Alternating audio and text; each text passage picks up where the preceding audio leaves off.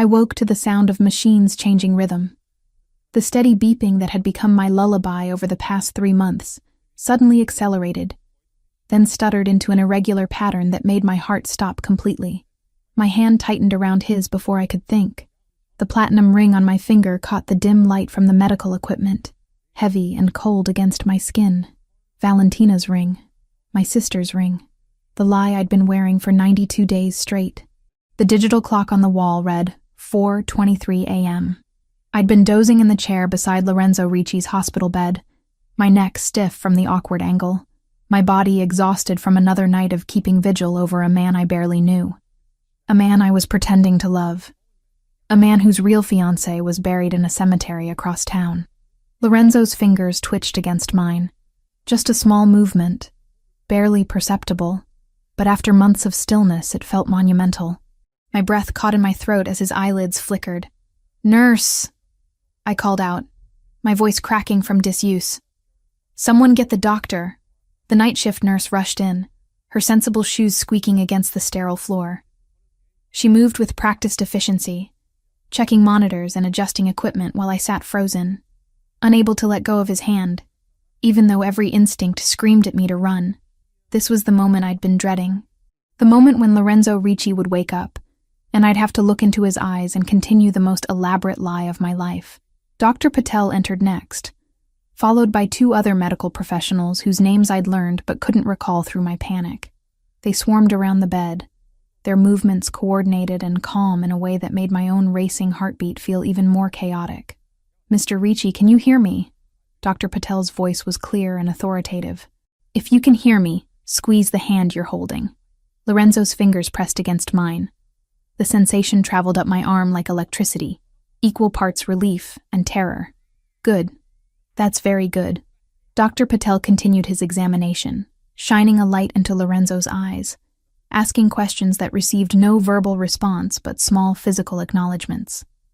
Finger squeezes, slight head movements, the basic building blocks of consciousness returning after 3 months of darkness. I wanted to pull away, to give the medical team space to work, but Lorenzo's grip on my hand tightened whenever I tried to shift, even unconscious, even barely awake. Some part of him recognized the presence beside him and refused to let go. After what felt like hours, but was probably only 20 minutes, Dr. Patel stepped back. "He's coming out of it. The next few hours will be critical. We'll need to monitor him closely, but this is the best sign we've had since the accident. The accident. The sanitized word for the ambush that had killed my sister and nearly killed the man in this bed. The event that had shattered multiple lives and rebuilt mine into this precarious house of cards. Dr. Patel left to update his charts and alert the Ricci family. The nurses adjusted equipment one final time before retreating to give us privacy. And then it was just me and Lorenzo in the quiet pre-dawn darkness, his hand still holding mine, his chest rising and falling with increasing steadiness. His eyes opened slowly, struggling against the weight of medication and trauma. The color was exactly as I remembered from the photos I'd studied obsessively. Dark brown, nearly black in this lighting, with a depth that suggested intelligence and calculation. Eyes that had looked at my sister with love. Eyes that would look at me now expecting to see her. His lips moved, forming sounds that didn't quite become words. I leaned closer, my heart hammering so hard I wondered if he could hear it. "Val," the name emerged as barely more than a whisper, rough from months of disuse. The name that wasn't mine. The identity I'd stolen. The sister I'd buried. "I'm here," I said, because what else could I say? The lie had already been told. The family had made their choice, and I'd agreed to it because I'd been desperate, grieving, and convinced it would only be temporary. Just until he wakes up, they'd said. Just until he's stable. Just until he can handle the truth. But looking at him now, at the confusion and pain and desperate hope in those dark eyes, I realized the truth might destroy him more thoroughly than any physical injury.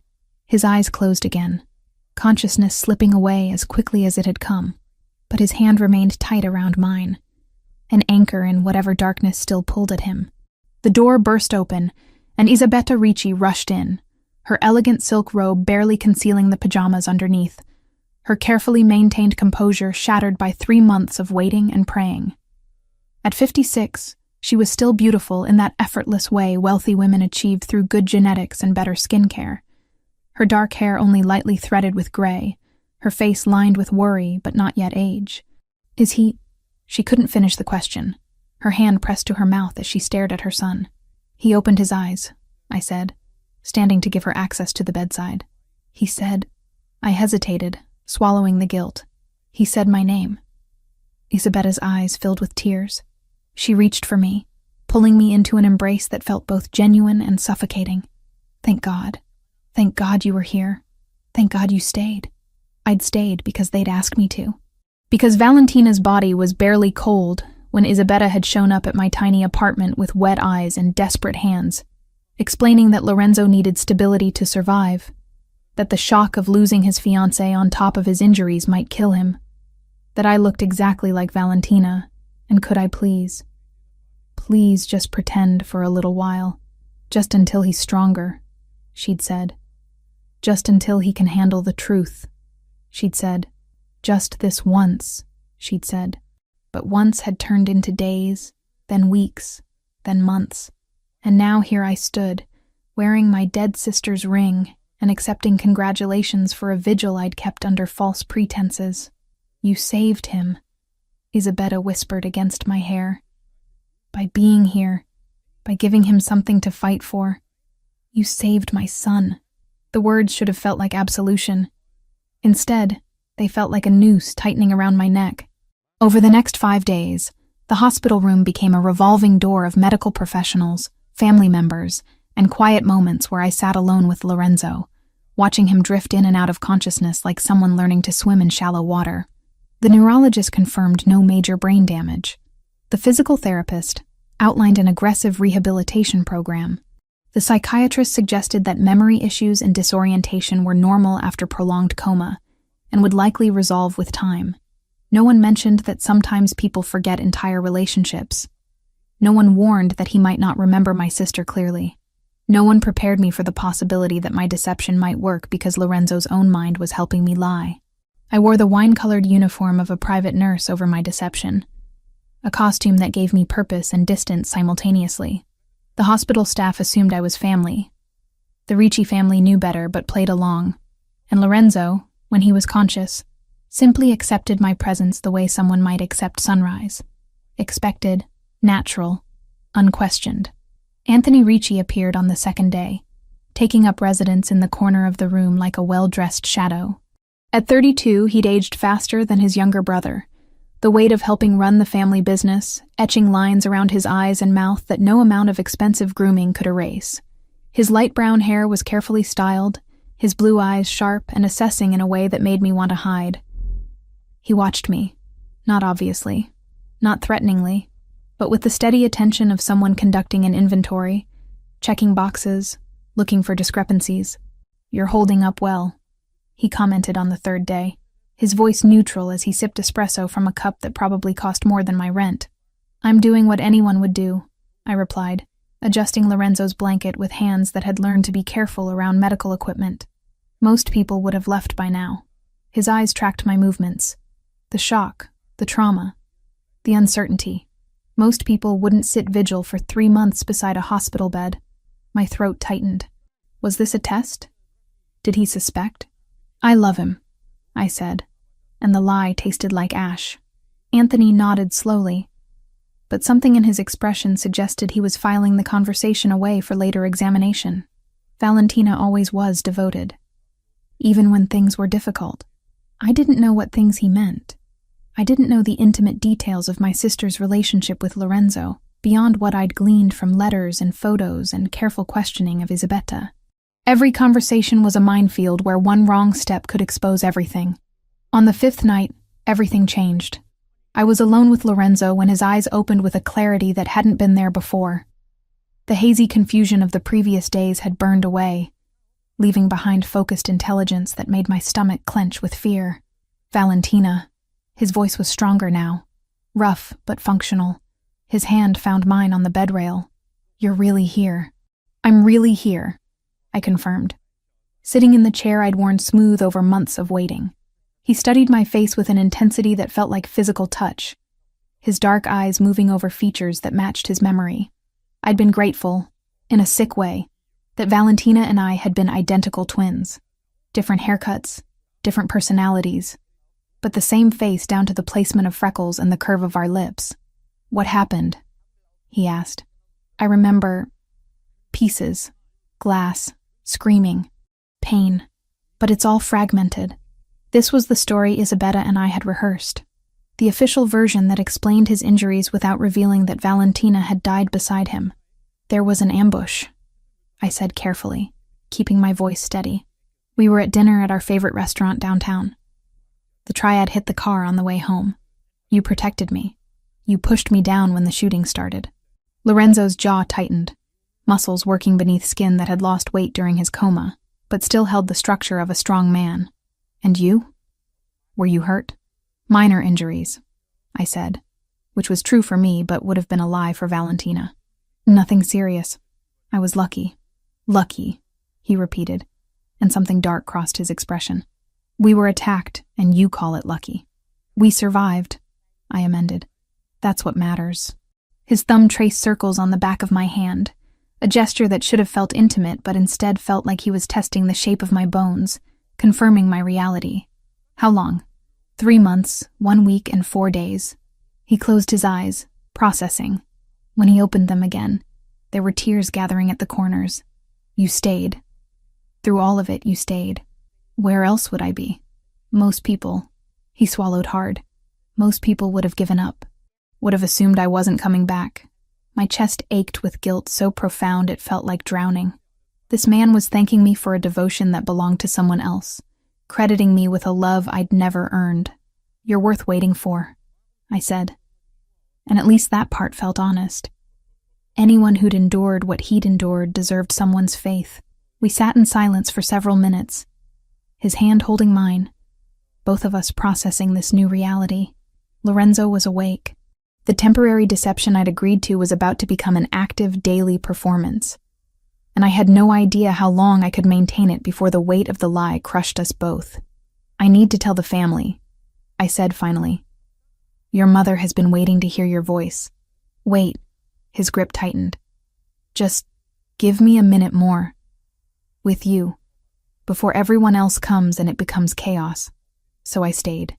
And in that quiet moment before dawn fully broke, I memorized the feel of his hand around mine, the sound of his breathing, the way he looked at me like I was his entire world. Because soon, when he was stronger, when his memories were clearer, when the truth finally emerged, all of this would shatter, and I would be the one holding the pieces of something I'd helped destroy. On the 8th day after Lorenzo woke, Isabetta found me in the hallway outside his room. The private wing of the hospital was quiet, expensive, designed for families who could afford privacy alongside their suffering. She touched my shoulder gently, her fingers cold even through my uniform. "You're doing the right thing," she said quietly. "I know this is difficult. I know it's not what you signed up for. But Lorenzo needs this stability to recover properly." I looked at her, this elegant woman who'd orchestrated an elaborate deception to protect her son, and wondered if she understood the cost. What happens when he remembers? When his memory fully returns? Isabetta's expression flickered with something that might have been doubt before hardening back into resolve. By then he'll be strong. By then he'll be able to handle the truth. But right now, in this fragile state, the shock could set back his recovery by months. Or worse. "You're asking me to build a relationship on lies. I'm asking you to give my son time to heal." Her voice dropped to barely above a whisper. "Please, Lucia. For Valentina. Don't you think she'd want her sister to protect the man she loved?"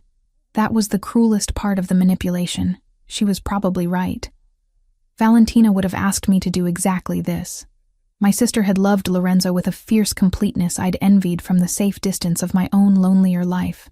She would have moved mountains to protect him. So I was moving them for her. I nodded once, agreeing again to a deception that grew heavier with each passing day. Isabetta squeezed my shoulder in what I supposed was meant as comfort, then returned to her son's room where she could be the concerned mother without the burden of orchestrating lies. I stood alone in the hallway, the ring on my finger catching the harsh hospital lights, and wondered how far into the quicksand I could walk before I lost the ability to pull myself back out. 2 weeks after Lorenzo opened his eyes for the first time, the private medical wing of the Ricci mansion became his personal rehabilitation center. The family had spared no expense, converting an entire section of the East Wing into a state-of-the-art facility, complete with equipment that looked like it belonged in an Olympic training center rather than a private home. I watched from the doorway as Lorenzo attempted to lift a weight that probably weighed less than 5 pounds. His arm shook with the effort, muscles that had once been powerful now atrophied from months of disuse. Sweat beaded on his forehead, despite the climate-controlled comfort of the room.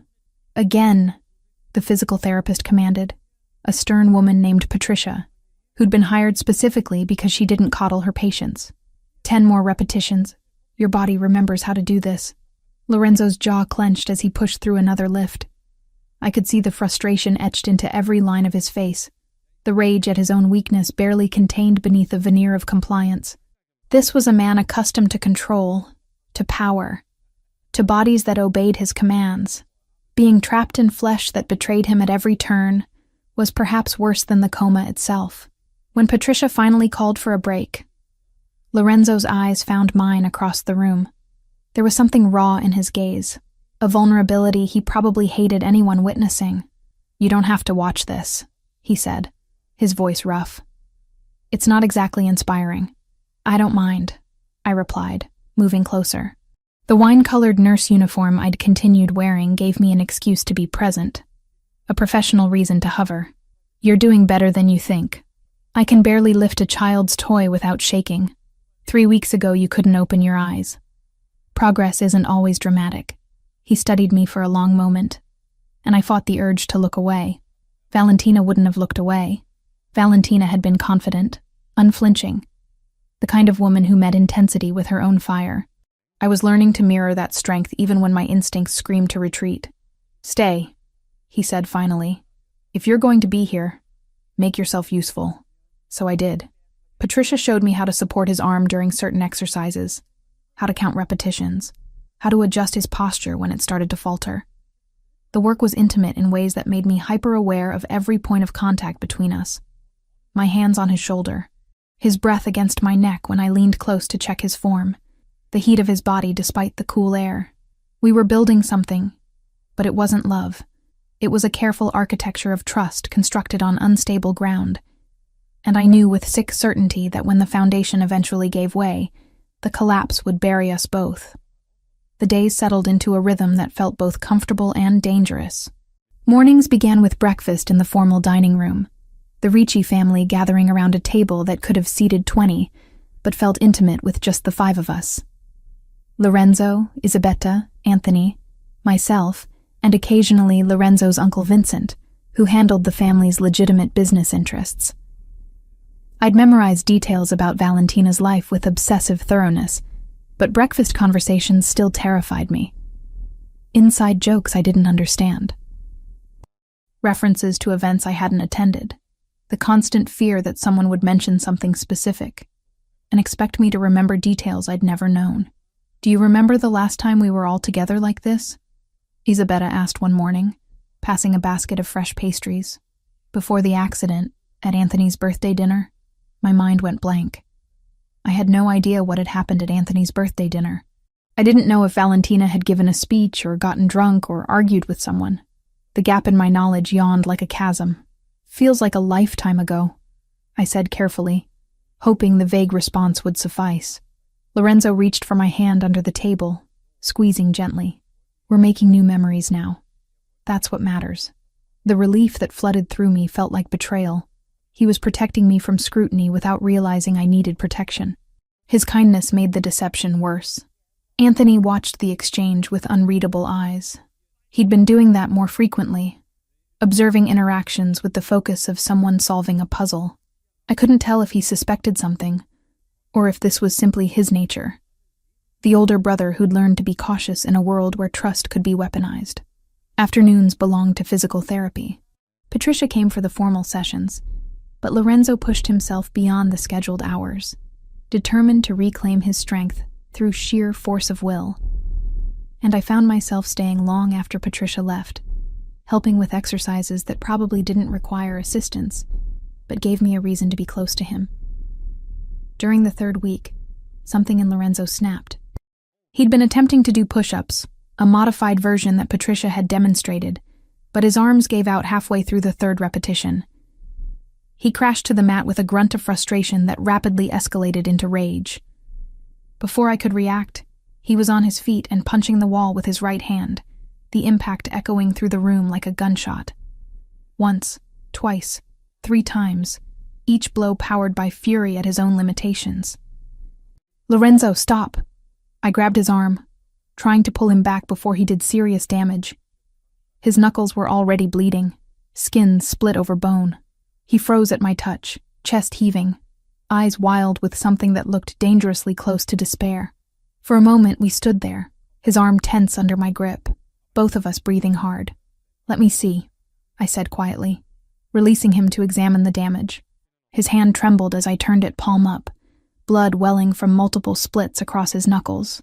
I guided him to sit on the weight bench and retrieved the first aid kit I'd learned to keep stocked in the therapy room. Gauze, antiseptic, bandages, the supplies of damage control. He watched in silence as I cleaned the wounds with careful efficiency, dabbing away blood with gauze soaked in antiseptic. The alcohol must have stung, but he didn't flinch, didn't make a sound. His eyes tracked my movements with laser focus, cataloging the professional precision of my technique. "You're good at that," he observed. "Too good for someone who's never had medical training." My heart stuttered, but I kept my hands steady. I learned after the accident. I wanted to be prepared in case. I trailed off, letting implication fill the gap. "In case you got hurt again. In case I needed to help you." The lies were becoming easier to tell, which terrified me more than the awkward fumbling had. "Prepared," he repeated, and I couldn't tell if he believed me or was simply choosing to accept the explanation. "You've thought of everything. Someone had to." I wound clean gauze around his knuckles with practiced care, securing it with medical tape. "Your physical therapist would kill me if I let you damage yourself before she could push you properly." The corner of his mouth lifted in something that wasn't quite a smile. "My physical therapist is terrifying. She's effective. Same thing in her profession." He flexed his bandaged hand experimentally, testing the wrap. "Thank you for not lecturing me about the stupidity of punching walls." Would it have helped? No. Then why waste both our time?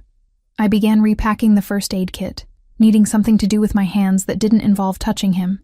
The intimacy of treating his injury had left me feeling exposed, like I'd revealed something I couldn't name. "Valentina." His voice stopped me mid-motion. I turned to find him watching me with an expression I couldn't decipher. "I know this isn't what you signed up for. Taking care of an invalid, sitting through hours of pathetic attempts at physical therapy, watching me have breakdowns over things that should be simple. You could leave. You have my family's support, access to resources. No one would blame you for needing distance." The offer was genuine. I could hear it in his voice, see it in the careful way he held himself, as if bracing for rejection. And the cruelest part was that Lucia could have left, could have walked away from this elaborate deception and rebuilt her own quiet life. But Valentina, the woman he thought I was, would never abandon him. "I'm not going anywhere," I said, and meant it even though the promise bound me more tightly to the lie. "You think this is the hardest thing I've ever done? Lorenzo, I watched machines breathe for you for 3 months. This is nothing." Something in his expression cracked, vulnerability bleeding through the careful control. "I don't deserve you." The words hit like a physical blow. He was right, but not in the way he meant. I was the thing he didn't deserve, the poison disguised as medicine, the betrayal wearing his fiancé's face. "Let's agree to disagree on that," I managed, forcing lightness into my tone. "Now, do you want to try those push-ups again, or should we call it for today?" Again. The determination was back, burning away the momentary weakness. "I'm not ending on failure." So we worked through another set, and then another, until exhaustion finally forced him to admit defeat. But there was satisfaction in that exhaustion, the knowledge that he'd pushed himself to a genuine limit, rather than giving up when it became uncomfortable. The evenings were mine alone. stolen hours after the family retired to their separate wings of the mansion. I'd lock myself in the guest room that had become my prison and my sanctuary, spreading photos and letters across the bed like evidence in an investigation. Valentina smiled up at me from a dozen different moments. At a charity gala, wearing a dress the color of blood, on a beach somewhere tropical, her hair wild with wind and sea spray.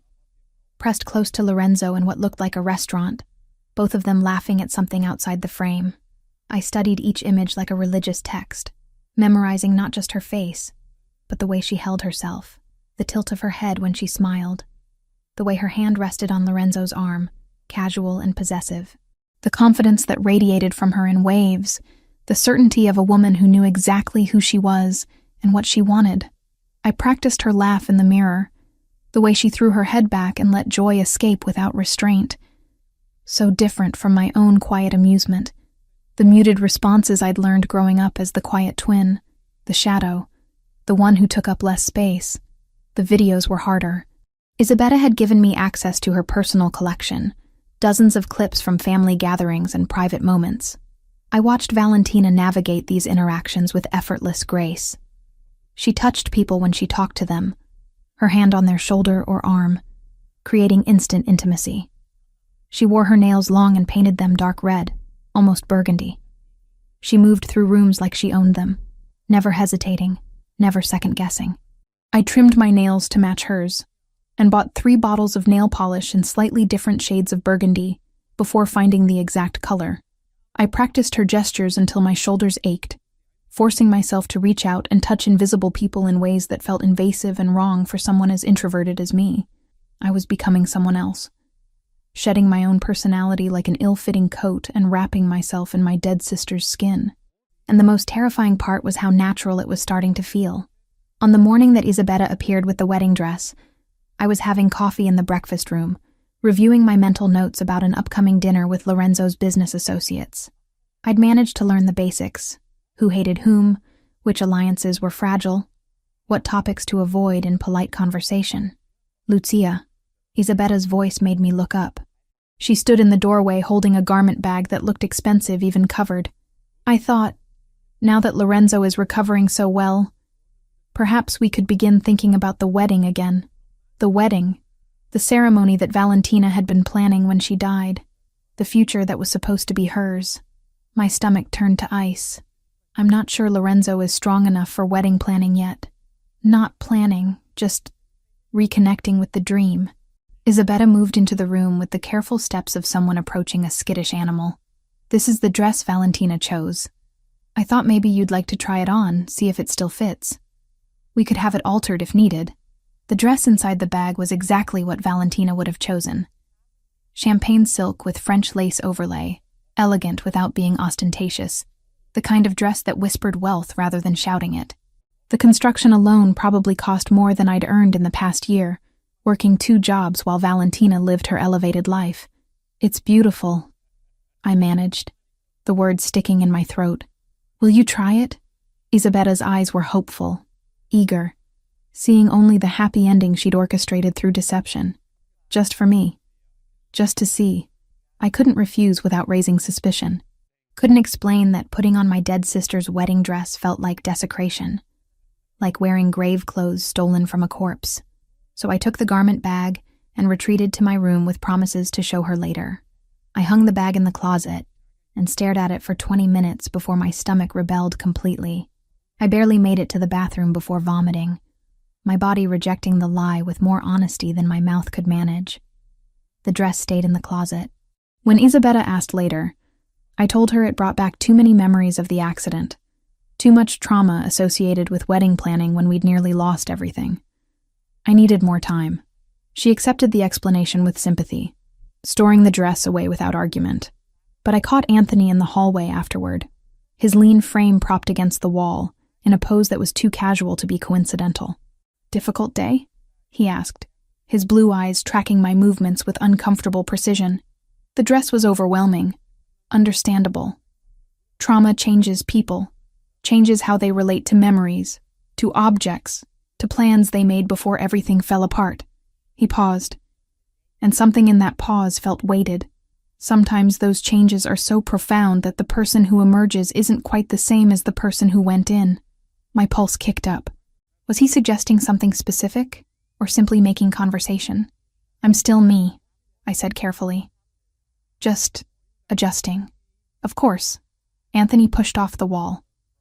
Just remember that changes need to be monitored, for everyone's safety. That's all I'm saying. He walked away before I could respond, leaving me alone in the hallway with the sick certainty that he suspected something. Maybe not the full truth, but enough to be watching, enough to be dangerous. That night, everything shifted again. I was helping Lorenzo with his final exercises of the day, supporting his weight as he attempted single-leg balances that tested both strength and coordination. His hand gripped my shoulder for stability, his body pressed close enough that I could feel the heat of exertion radiating from his skin. That's good, I said, as he held the position for a count of 10. Patricia would be impressed. Patricia is never impressed. I was but there was satisfaction in his voice. The pleasure of measurable progress. When he finally lowered his foot back to the ground, he didn't immediately release his grip on my shoulder. We stood there in the quiet therapy room, closer than necessary, his breathing still elevated from the exercise. Lucia. He rarely used my first name, usually opting for pet names or nothing at all. Hearing it now felt significant. Can I ask you something? Of course. Do I seem different to you? Since waking up? The question caught me off guard. Different how? I don't know. That's why I'm asking. His hand slid from my shoulder but didn't go far, settling at the curve of my waist instead. The doctors say some memory issues are normal, that certain details might be hazy, but it feels like more than that sometimes. Like I'm seeing things with new eyes, and not sure if the newness is because of the coma, or because the things themselves have changed. My heart hammered against my ribs. What kinds of things? You. His thumb traced a small circle against my hip through the fabric of my uniform. The way you move. The way you talk. Small things that don't match my memories but could just be time distorting everything. This was dangerous territory. I needed to redirect before he started cataloging specific discrepancies. 3 months is a long time. We've both been through trauma. Maybe we're both different now. He considered this, his dark eyes searching my face for something I couldn't name. Maybe, or maybe I'm finally seeing clearly for the first time. Before I could process what that meant, he leaned in and pressed his lips to mine. The kiss was brief, tentative, a question rather than a statement. His mouth moved against mine with careful uncertainty, testing boundaries and reactions. I froze for a critical second, before remembering that Valentina would have kissed him back, would have met his uncertainty with confidence. So I responded, my lips parting slightly, one hand coming up to rest against his chest, where I could feel his heart beating as rapidly as my own. The kiss deepened fractionally before he pulled back, his expression unreadable in the dim lighting of the therapy room. Sorry, he said. Though he didn't look particularly sorry. I should have asked first. You don't need permission to kiss your fiancé. The words came out steady despite the chaos in my chest. This was my first kiss with Lorenzo Ricci, but for him, it should have been one of hundreds, thousands, a familiar act rather than an exploration. It felt like I did. His hand was still on my waist, warm and grounding, like we're starting over somehow. Maybe we are. Maybe that's not a bad thing. He nodded slowly, processing. When his hand finally dropped and he stepped back, I saw calculation behind his eyes, thoughts moving in patterns I couldn't track. He was filing this moment away, adding it to whatever internal database he was building. Testing me, I realized. He'd been testing to see if the kiss felt right, if my responses matched his memories, if the woman standing in front of him was the same one he'd planned to marry. And I had no idea if I'd passed or failed. 6 weeks after Lorenzo opened his eyes in that hospital bed, he moved through the mansion's gym with a fluidity that seemed impossible for someone who'd spent 3 months in a coma. The doctors called it remarkable. Patricia called it stubborn determination overriding medical science. I called it terrifying. Because the stronger Lorenzo became physically, the sharper his mind grew. And a sharp mind was dangerous when it started noticing inconsistencies. Your form is improving, I observed from my usual position near the weight bench. watching him complete a set of pull-ups that would have been impressive for anyone, let alone someone still technically in recovery. He dropped to the ground with barely a grunt, reaching for the towel I'd learned to keep ready. Muscle memory is a strange thing. My body remembers what to do even when my conscious mind doesn't. There was something weighted in that statement, an undercurrent I couldn't quite identify. Lorenzo had been making comments like that more frequently, observations about memory and recognition that felt like tests I didn't know how to study for. The mind heals slower than muscle, I offered, handing him a water bottle. Give it time. Time. He took a long drink, his eyes never leaving mine. Everyone keeps telling me to give things time. As if waiting long enough will make the pieces fit together the way they're supposed to. My stomach tightened, but I kept my expression neutral. Are the pieces not fitting? Some are. Some aren't. I can't tell yet if it's because the puzzle changed or because I'm trying to force the wrong pieces into place. Before I could formulate a response that didn't sound defensive, his phone buzzed with an incoming message. He glanced at the screen and his entire demeanor shifted, the introspective man disappearing behind the mask of a businessman with decisions to make. I have a meeting in an hour, he said, already moving toward the door. Russian suppliers. Anthony wants me present even though he's been handling them fine without me. Do you need anything? The question came automatically. Part of the role I'd been playing for so long it was becoming reflex. Just be there. He paused in the doorway. I like having you in the room during business discussions. You notice things. The comment should have pleased me. Instead, it sent ice through my veins. Noticing things was exactly what I couldn't afford for him to do. The meeting took place in Lorenzo's study, a wood-paneled room that smelled of leather and old money. Anthony was already there when I arrived, along with two men I recognized from previous gatherings. Vincent Ricci, Lorenzo's uncle who handled legitimate business operations, and a man whose name I'd learned was Joseph Bellini, some kind of financial advisor. The Russians arrived exactly on time, 3 men in dark suits who carried themselves with the careful posture of people accustomed to violence. Their leader, a broad-shouldered man with graying temples, introduced himself as Dmitry Volkov. I took my usual seat in the corner, the position Isabetta had told me Valentina always occupied during business meetings. Close enough to observe, far enough to appear decorative rather than participatory. The men settled around Lorenzo's desk, and the negotiation began. They spoke in English, mostly, their accents ranging from heavy to barely noticeable. The discussion centered on shipping routes and percentage splits, the kind of details that should have been boring but carried undertones of threat in every number proposed. Dimitri's second, a younger man with cold blue eyes, made a comment to his colleague in rapid Russian. Something about adjusting the percentages when the boss wasn't looking, skimming off the top. The kind of side conversation meant to be private, assumed to be safe because who in an Italian crime family would speak Russian? That would be unwise, I said, before I could stop myself, the words emerging in flawless Russian. Mr. Ricci has excellent accountants. The room went absolutely silent. Every head turned toward me. Dimitri's expression cycled through surprise, calculation, and something that might have been respect. His colleague looked like he'd swallowed glass, and Lorenzo's face was utterly unreadable, his dark eyes fixed on me with laser focus. You speak Russian, Dmitri said in English, his tone carefully neutral. My heart hammered so hard I was certain everyone could hear it.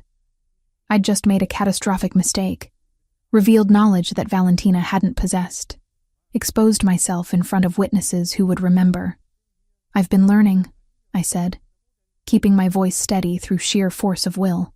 After the attack, I thought it would be wise to understand what our international associates are saying. For security purposes, Lorenzo's fingers drummed once against his desk, a controlled movement that somehow conveyed volumes. An excellent precaution, he said smoothly. Perhaps we should conduct the rest of this meeting assuming everyone understands everyone. Transparency builds trust, doesn't it, Dmitri? The Russian inclined his head, and the negotiation resumed with notably more careful language from all parties. But I felt Anthony's eyes on me throughout the rest of the meeting, watching, assessing, filing away this new piece of information into whatever mental database he was constructing. When the Russians finally left 90 minutes later, their deal agreed upon and hands shaken, I tried to slip out with them. Lorenzo's voice stopped me at the door. A moment, please. I turned back to find the study empty, except for Lorenzo and Anthony. The brothers stood near the desk, their body language eerily similar despite their different coloring. Both had their hands in their pockets. Both wore expressions of polite interest that didn't reach their eyes. "When did you learn Russian?" Lorenzo asked, his tone conversational, but his gaze sharp. "I've been studying for a few months. Online courses, mostly. I had a lot of time while you were—" I let the sentence trail off. The implication clear. While you were in a coma, I had nothing to do but wait and prepare for threats. Valentina never mentioned an interest in languages before. This came from Anthony, his voice mild but pointed. I never mentioned a lot of things. The response came out sharper than intended, defensive in a way that Valentina probably wouldn't have been. I softened my tone. The attack changed my perspective, made me realize how vulnerable we are when we don't understand what's happening around us. Lorenzo studied me for a long moment, and I forced myself to hold his gaze, even though every instinct screamed to look away. Finally, he nodded. That was well done today. Dimitri's people won't try to cheat us now that they know we understand them. The dismissal was clear. I escaped to my room and sat on the edge of the bed with shaking hands, replaying the scene over and over. How many other mistakes had I made without realizing? How many small discrepancies had Lorenzo and Anthony cataloged, building toward a conclusion I couldn't afford for them to reach? 2 days later, the family gathered for dinner in the formal dining room. It was a Thursday, which meant Isabella had asked the chef to prepare traditional Italian dishes, rather than the fusion cuisine she sometimes favored for more casual meals. The table was set with china that probably cost more than a car, crystal glasses that caught the light from the chandelier overhead, and enough silverware to confuse someone who hadn't spent weeks memorizing proper dining etiquette from online videos. I'd learned to navigate these dinners through careful observation and strategic silence. Let others lead conversations. Smile at jokes even when I didn't fully understand the context. Never volunteer information that might contradict something Valentina had said or done months ago. The first courses passed without incident. Conversation flowed around topics I'd learned to track. Business developments that skirted the line between legal and not. Family friends experiencing various dramas, speculation about rival families and their movements. Then Isabella gestured to the staff, and they brought out the main course. "Pumpkin gnocchi," she announced with clear pleasure. I asked Chef Mario to make Valentina's favorite tonight. It's been so long since we had it. And with Lorenzo recovering so well, I thought it would be nice to celebrate with the things we love. The plate set in front of me looked beautiful, pillowy gnocchi in a brown butter sage sauce that smelled rich and earthy. Around the table, everyone made appreciative noises and began eating. I picked up my fork and took a bite. The flavor was fine. Good, even. By objective standards. But I'd never particularly enjoyed pumpkin and savory dishes. Found the sweetness awkward against the sage and butter. My face must have done something, some micro-expression of disappointment or distaste. Because when I looked up, Lorenzo was watching me with that focused intensity that had become increasingly common. "You don't like it," he observed quietly. Everyone's attention swiveled to me. Isabella's face fell slightly, confused and concerned. Anthony's eyes narrowed fractionally. Vincent paused mid-bite. "No, it's delicious," I said quickly, taking another forkful to prove the point. "I was just thinking about something else. It's perfect, really. You used to say this was your favorite dish." Lorenzo's voice was still quiet, but there was steel underneath the casual tone. "You'd request it for every birthday, every celebration. You'd eat it until you were sick." The bite of gnocchi turned to paste in my mouth. I swallowed with difficulty, scrambling for an explanation that would make sense. "Tastes change," I managed. "After the accident, after everything, I guess my preferences shifted. Trauma does that sometimes." The excuse was wearing thin. I could see it in the way Lorenzo's jaw tightened, the way Anthony set down his fork with deliberate care. How many times could I blame the accident for being a different person before they stopped accepting the explanation? "Of course," Isabella said, rushing to fill the uncomfortable silence. "That makes perfect sense. Our bodies and minds process trauma in unexpected ways. Would you like Chef Mario to prepare something else?" "No, this is fine, really." I forced myself to eat more. to clean my plate like someone who was simply being polite, rather than someone choking down evidence of her own deception. The rest of dinner passed in stilted conversation that everyone pretended was normal, but the damage was done. Another crack in the facade. Another reason for Lorenzo to question whether the woman sitting across from him was the same one he'd planned to marry. In the 8th week after Lorenzo's awakening, I started noticing the surveillance. It was subtle at first. A black SUV parked across from the cafe where I'd stopped for coffee. The same vehicle idling near the boutique where I'd gone to pick up alterations on one of Valentina's dresses that didn't quite fit my slightly different proportions. A glimpse of it in my rearview mirror on the drive back to the mansion. By the 3rd sighting, I was certain. Someone was following me. My first thought was the triad. Some delayed retaliation for the attack that had put Lorenzo in a coma. But the surveillance felt too obvious, too consistently visible. If they wanted to hurt me, they wouldn't advertise their presence, which meant it was someone else. Someone who wanted me to know I was being watched. On the 4th day of noticing the SUV, I pulled into the mansion's driveway and parked near the garden entrance rather than the main house. I waited, counting seconds, until the black vehicle rolled to a stop just outside the property gates. Then I got out and walked directly toward it. The driver's window rolled down as I approached, revealing Anthony's carefully neutral expression. He sat behind the wheel himself rather than using a driver, which somehow made the whole thing worse. This wasn't delegated surveillance. This was personal. "Are you planning to follow me everywhere?" I asked, keeping my voice level despite the anger and fear churning in my gut. "Just conducting due diligence." He turned off the engine and stepped out of the vehicle, his tall frame unfolding with casual grace. Standard security protocol after an attack like the one you and Lorenzo survived. "We've been monitoring everyone close to the family. For 8 weeks? For as long as necessary." He leaned against the SUV, the picture of relaxation except for his eyes, which missed nothing.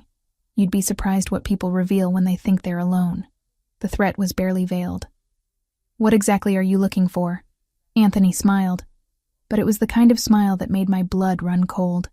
Inconsistencies, gaps, anything that doesn't quite fit the pattern we expect. "And have you found any?" The question was a risk, but I needed to know how much he'd discovered. "Let's not play games, Lucia." The use of my real name hit like a physical blow. "I know. I've known since the 2nd week Lorenzo woke up. I hired an investigator the day after he regained consciousness, standard procedure for protecting the family from potential threats or infiltration. It took him 72 hours to confirm what I'd already suspected." My legs threatened to give out. I locked my knees, refusing to show weakness even as my entire world tilted. What did he confirm? That Valentina Moretti died in the accident. That her twin sister, Lucia Moretti, was convinced by my mother to assume her identity. That this entire charade has been orchestrated by my family to protect Lorenzo during his recovery. He pushed off from the SUV, closing the distance between us. "I know everything." "Then why haven't you told him?" My voice came out steadier than I felt. "Because my brother just came back from the dead." Anthony's expression hardened. "Because piling the death of his fiancée on top of 3 months in a coma might actually break him in ways physical therapy can't fix. Because despite the lie you're living, I believe your presence has helped his recovery. But I can't let this continue indefinitely." He pulled out his phone, tapped something, then showed me the screen. It was a calendar, with a date circled 2 weeks from now. Lorenzo will be medically cleared for full activity by this date. No more physical restrictions, no more cognitive concerns, no more excuses about trauma and healing. When he reaches that point, he deserves the truth. My throat closed around words I couldn't form. "You have 2 weeks, Anthony continued, pocketing his phone. 2 weeks to find the courage to tell him yourself, to control how the revelation happens, to at least give him the respect of honesty from someone he trusts. If you don't," he let the sentence hang, the implication clear. "You'll tell him. I'll tell him everything. And Lucia?" He waited until I met his eyes. "It will be kinder coming from you. More controlled, less catastrophic. I'm giving you a chance to do the right thing. I suggest you take it." He got back in the SUV and drove through the gates, leaving me standing alone in the driveway with the weight of a deadline crushing down on me. 2 weeks. 14 days to figure out how to confess the unconfessable. How to tell a man who'd trusted me that everything about our relationship was built on lies. How to explain that the woman he loved was dead, and I'd been wearing her life like a costume. That night, I locked myself in my room and tried to write a confession. The words wouldn't come. Every sentence I started sounded wrong, inadequate, impossible to say out loud without destroying everything. I tried again the next night, and the next, filling pages with false starts and crossed-out attempts, none of them capturing the enormity of what I'd done, or finding a way to frame it that didn't make me sound like a monster. During the day, I continued the performance, sitting through meals with the family, helping Lorenzo with exercises he barely needed assistance with anymore, playing the role of devoted fiancé to a man who was starting to look at me like I was a puzzle he was very close to solving. Because Lorenzo was watching me now with the full force of his considerable intelligence. Every gesture I made, every word I chose, every reaction to familiar situations was catalogued and analyzed. I could see him building his case, assembling evidence toward a conclusion I couldn't let him reach on his own. The deadline Anthony had given me ticked down like a bomb. 12 days. 10 days. 8 days. And still, I hadn't found the words that would end this without destroying him. In the 9th week after his awakening, during an evening where we sat together in the library reviewing business reports he'd asked me to help with, Lorenzo closed the folder in front of him and turned to face me fully. "You're afraid of something," he said without preamble. "I've been watching you, and there's fear in everything you do. The way you hesitate before answering questions. The way you study me when you think I'm not looking. Like you're waiting for something terrible to happen." My heart stopped. The attack left scars. Invisible ones, but they're there. This isn't trauma from the attack. This is something else. He reached out and took my hand, his grip gentle but inescapable. "Talk to me. Whatever it is, we can handle it together. But I can't help if you won't let me in." The irony was devastating. He was offering support for the very deception I was perpetrating against him, promising to help me through a crisis that he was the center of. "It's complicated," I whispered, because that at least was true. "Then uncomplicate it. We have time." But we didn't. The clock was running out, and when it hit 0, everything I'd built with lies would come crashing down around both of us. 10 weeks after Lorenzo opened his eyes in that hospital bed, Anthony found me in the garden at dusk. The air smelled of jasmine and the expensive fertilizer the groundskeepers used on the roses. I'd been sitting on a stone bench for over an hour, trying to gather courage I didn't possess. "He knows," Anthony said without preamble, settling beside me with the controlled movements of someone delivering bad news. "I told him 3 days ago." My entire body went cold. "What?" "Lorenzo came to me with plans to take you to the apartment tomorrow. The one he shared with Valentina. He was setting up an elaborate test, something designed to catch you in undeniable proof of the deception." Anthony's blue eyes held no sympathy, only pragmatic assessment. I couldn't let him find out that way. Not in a moment designed for maximum pain. So I told him first. "You said I had 2 weeks. The accusation came out broken, strangled. I said you had until he was medically cleared. But when I saw what he was planning, I made a judgment call." He stood, brushing invisible dust from his trousers. "He's still taking you to the apartment tomorrow. He wants to hear it from you. Wants to see if you'll keep lying even when he's giving you the chance to confess. Consider it a final mercy." He walked away, leaving me alone with the jasmine and the certainty that tomorrow would destroy everything. I didn't sleep that night, couldn't eat breakfast the next morning. My hands shook so badly I had to clasp them together to hide the trembling when Lorenzo appeared in the doorway of my room at 10 o'clock. "Ready?" he asked, his voice perfectly neutral. His dark eyes revealed nothing. No anger or pain or accusation, just carefully controlled emptiness. "Lorenzo, I need to tell you something before we go." "Tell me there."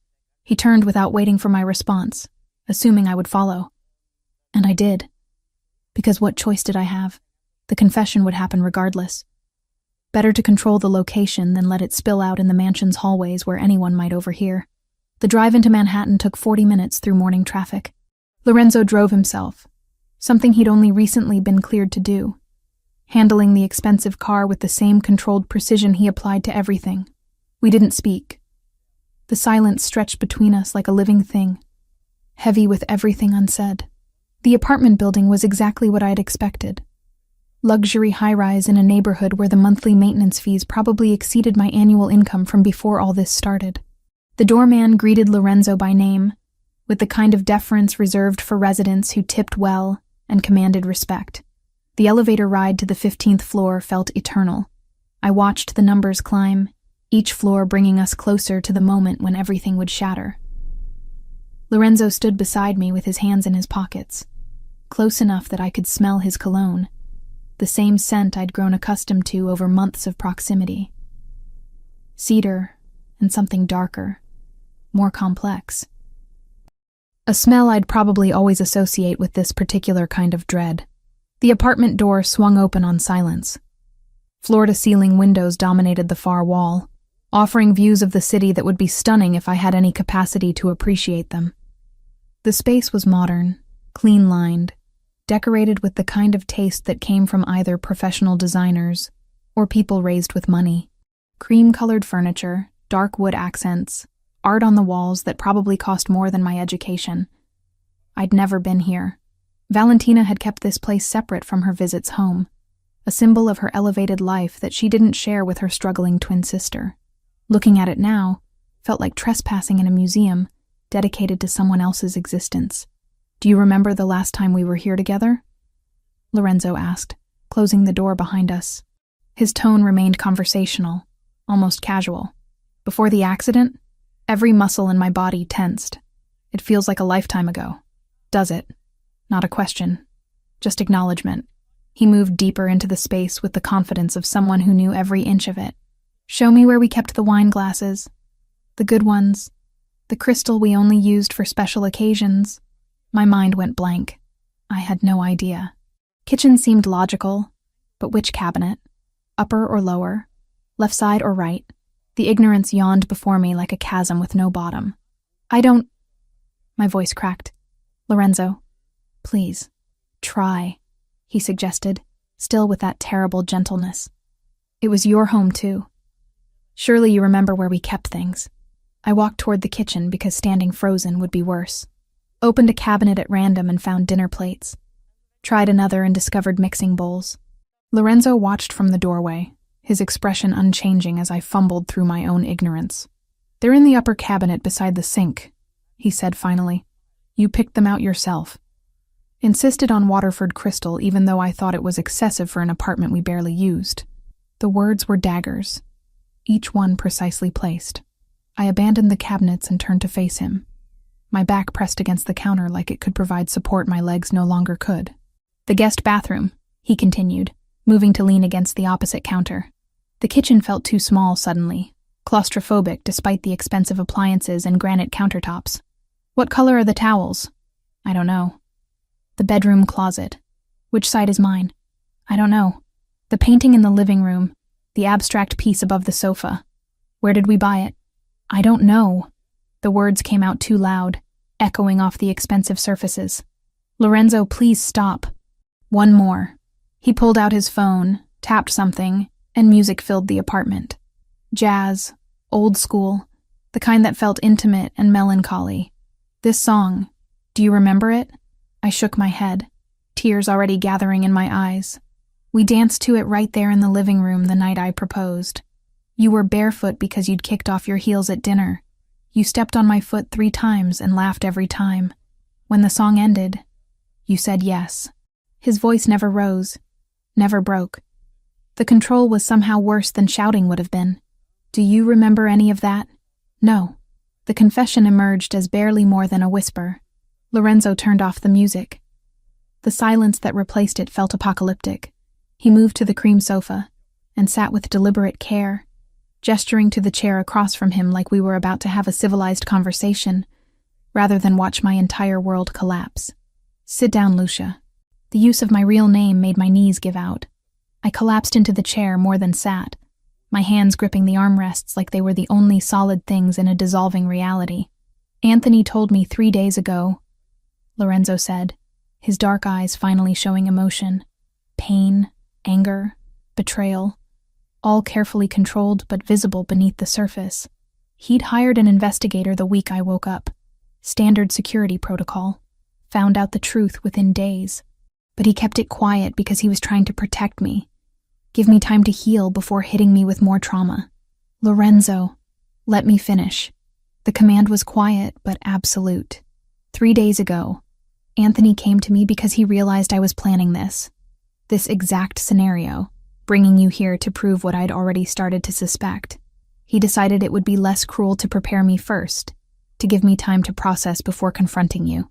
So I've known for 3 days that my fiancé died in the accident, that her twin sister has been impersonating her for months, that my entire family conspired to lie to me about the most fundamental truth of my life. Each sentence hit like a physical blow. I doubled over in the chair, sobs tearing from my chest before I could stop them. I'm sorry. I'm so sorry. I never meant, tell me everything. His voice cut through my breakdown with surgical precision. No more lies. No more half-truths. Everything. So I did. Through tears and gasping breaths, I confessed it all. How Isabella had come to me 2 weeks after the accident, when Valentina's body was barely buried. How she'd explained that Lorenzo needed stability to survive, that the shock might kill him or set back his recovery permanently.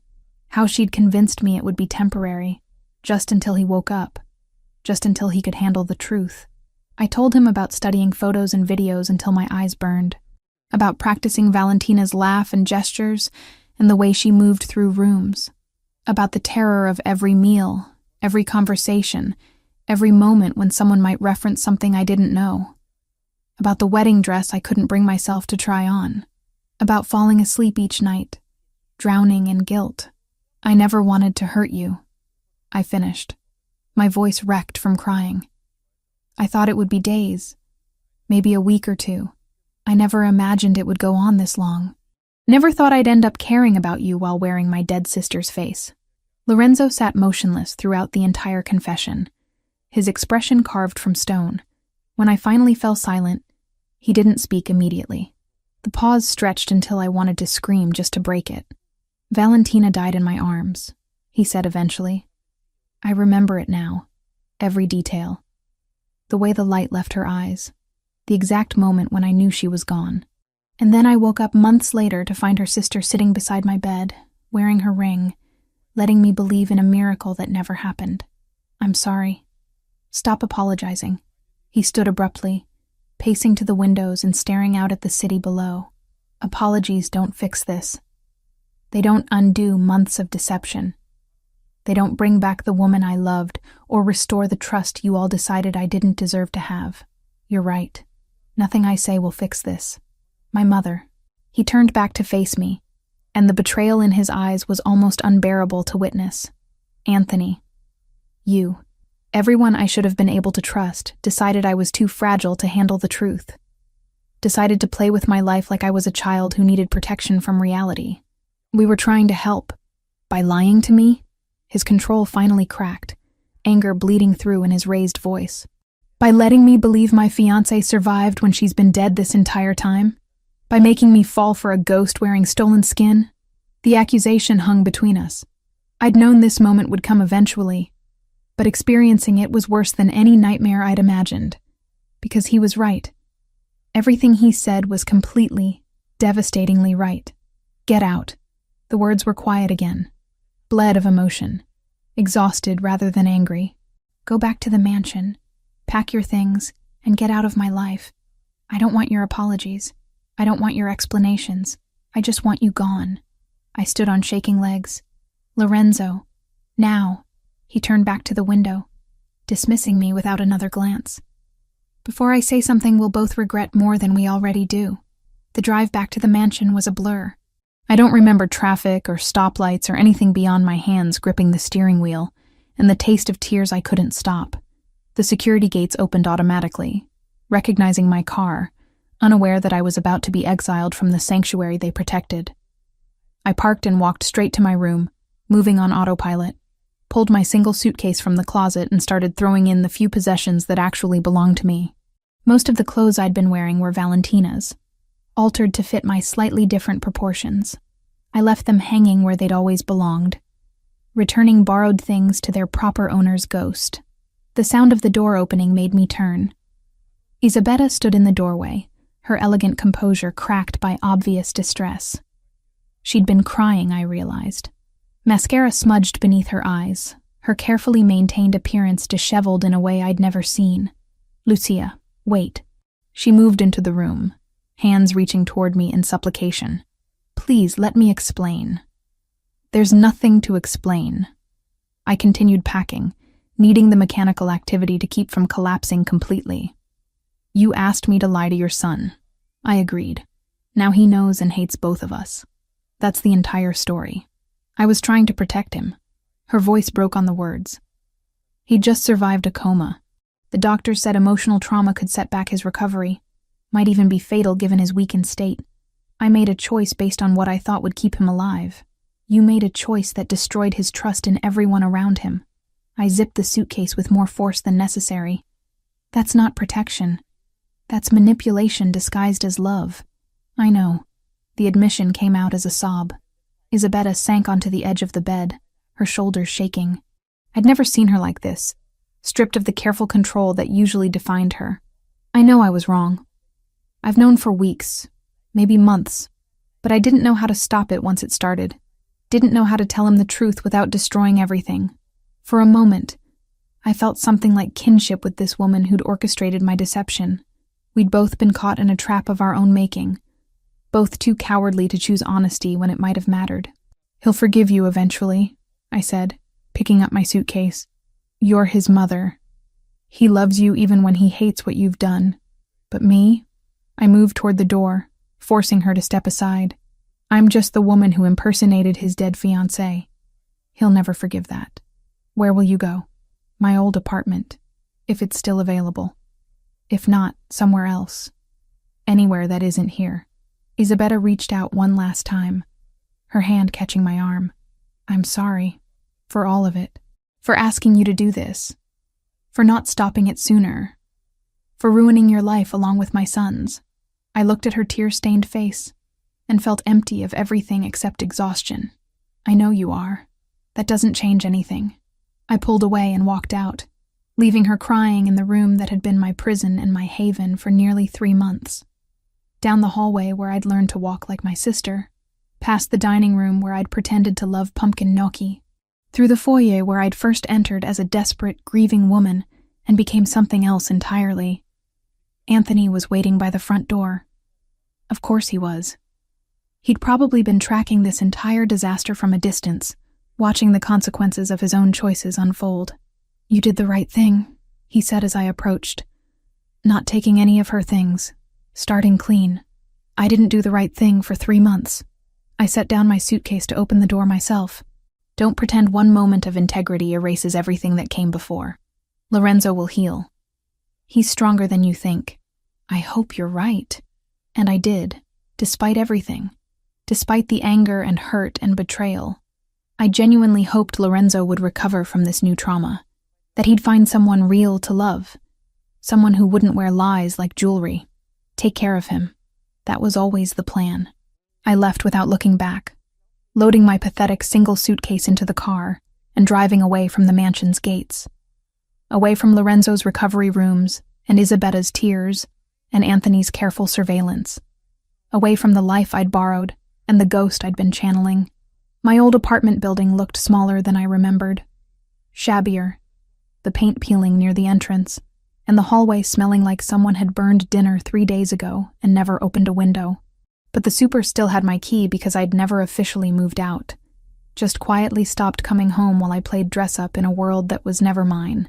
The apartment was exactly as I'd left it. Dust covered every surface. The plants I'd been growing on the windowsill were long dead. Mail had piled up behind the door where the super had been shoving it through the slot. Bills and advertisements and catalogs addressed to Lucia Moretti, proof that this person still existed even when I'd been pretending to be someone else.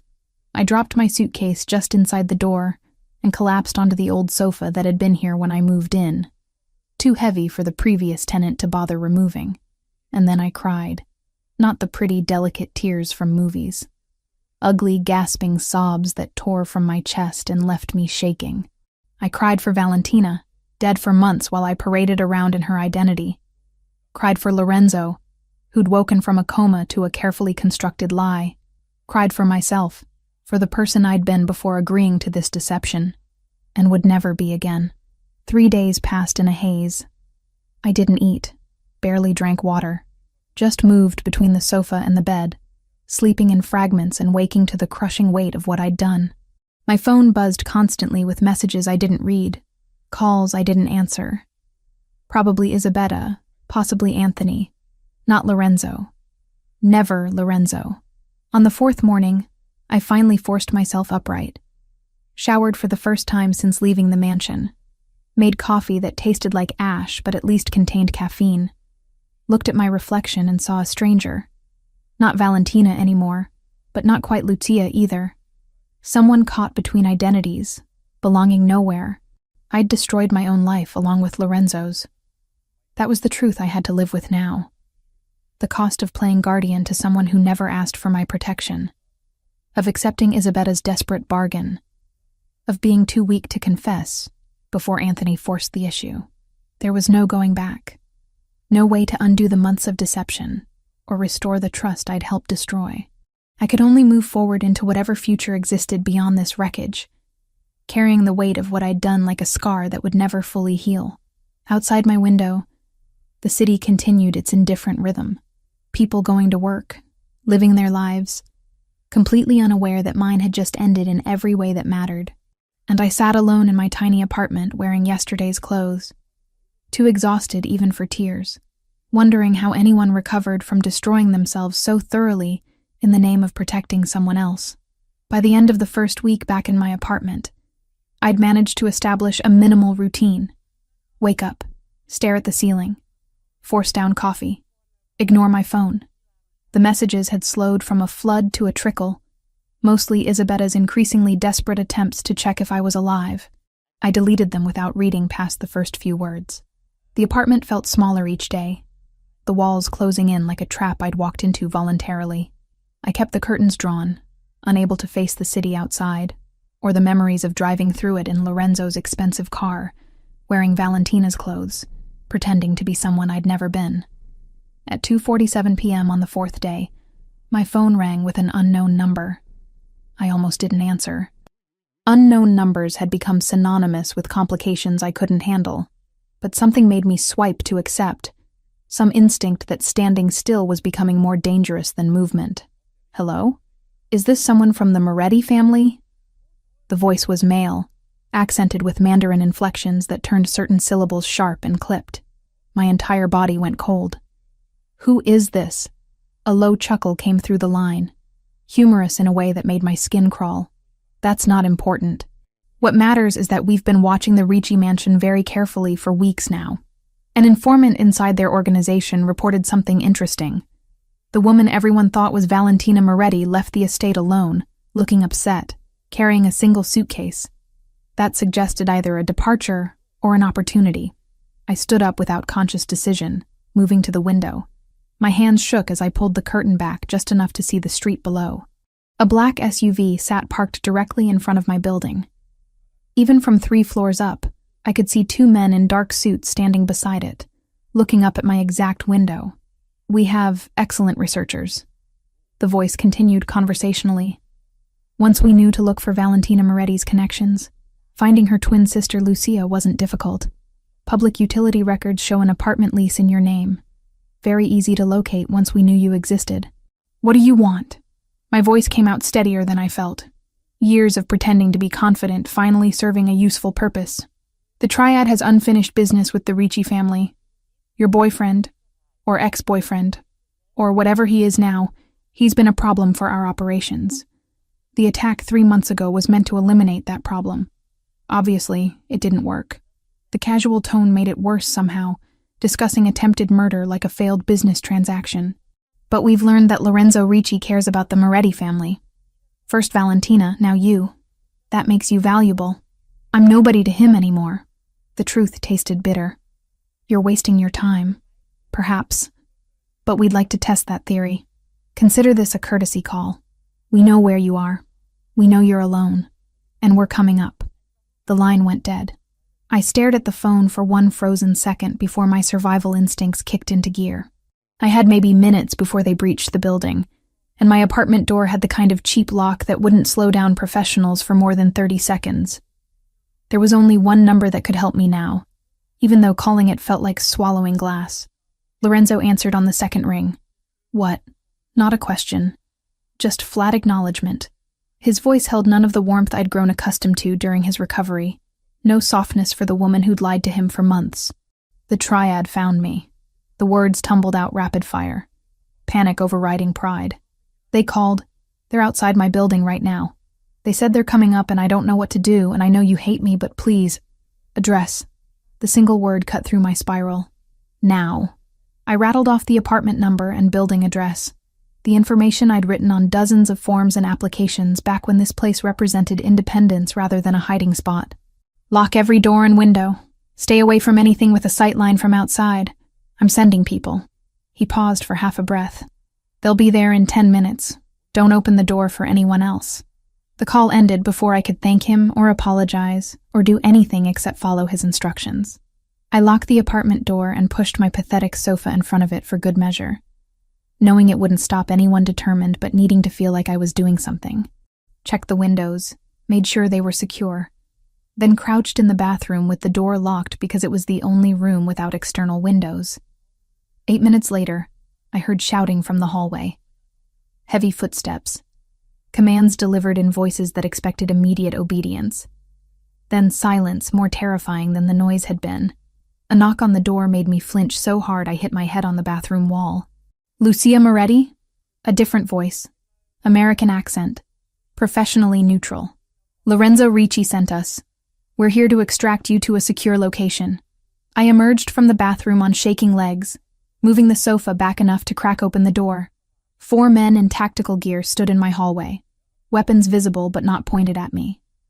Behind them, I could see my neighbors peeking out of doorways with expressions ranging from terror to fascination at the drama unfolding. "Where are the men from the SUV?" I asked, not moving from the relative safety of my doorway. Detained downstairs for questioning by local authorities.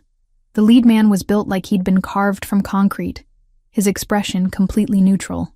Your building super called it in the moment he saw the force lock. They arrived fast. His gaze swept the corridor once, measuring exits and shadows like a habit. "We need to move now. Bring nothing. We'll provide what you need." I grabbed my phone and wallet by reflex, then let them hustle me down the stairs with 2 men in front and 2 behind, a moving box of protection that felt claustrophobic and necessary in equal measure. Outside, 2 more black SUVs had replaced the triad's vehicle. They loaded me into the back of one, and we were moving before I'd even fastened my seatbelt. The drive took 40 minutes through traffic that the driver navigated with aggressive efficiency. We left Manhattan behind, crossed into New Jersey, drove through increasingly suburban neighborhoods until we reached a development that screamed upper-middle-class anonymity. The house they pulled up to looked exactly like its neighbors. 2 stories, neutral siding, landscaping maintained but not ostentatious. The kind of place you'd forget 5 minutes after driving past it. Perfect for hiding someone. They escorted me inside with the same professional efficiency, sweeping through rooms to ensure security before finally relaxing fractionally. The interior was furnished but impersonal, like a model home or an extended stay hotel. Clean surfaces, neutral colors, nothing that suggested actual people lived here. Lorenzo stood in the living room with his back to the door, looking out the window at the quiet street beyond. He'd lost weight, I realized, the suit hanging slightly wrong on his frame. His shoulders carried tension that hadn't been there even in the worst days of his physical therapy. "Secure," one of the security team announced. "Perimeter is clear. We'll maintain shifts around the clock." Lorenzo nodded without turning. The team dispersed to stations throughout the house, leaving us alone in the living room's carefully neutral space. "Thank you," I said to his back, "for sending them, for getting me out. Don't thank me yet." He finally turned, and the exhaustion on his face hit me like a physical blow. Dark circles shadowed his eyes, and new lines had appeared around his mouth in just 4 days. "This situation is complicated. I can leave. Go somewhere else. Somewhere they won't find me." There is nowhere they won't find you. He moved to the sofa and sat with the careful movements of someone conserving energy. The triad has been using my relationship with Valentina as leverage for months. The attack 3 months ago wasn't random violence. It was a targeted hit designed to eliminate both me and the woman they believed I loved, removing obstacles to their operations in one strike. I sank into the chair across from him, my legs finally giving out. But Valentina died. They won their leverage. That's what we thought too. Why they backed off after the attack, assumed both of us were dead or broken. His dark eyes held mine with uncomfortable intensity. But someone inside my organization has been feeding them information. That informant reported that you left the mansion, that there was a twin, that you'd been pretending to be Valentina for months. Once they knew you existed, tracking you down through public records was trivial. The pieces clicked into place with sickening clarity. So now I'm the leverage again. Now you're a liability they want to eliminate, and a tool they could potentially use against me. He leaned back, closing his eyes briefly. When he opened them again, something harder had settled into his expression. Which brings us to why you're here instead of somewhere else. Because you're protecting me. It felt presumptuous saying it out loud, assuming he'd extend protection to the woman who'd betrayed him so thoroughly. Because I won't let the triad use another Moretti sister as a playing piece in their war with my family. The correction was sharp, deliberately cutting. This isn't about you specifically, Lucia. It's about not giving them weapons to use against us. That's pragmatic strategy, not sentiment. The words landed exactly as he'd intended them to, drawing clear lines between protection and caring, between what he was willing to do and what he was willing to feel.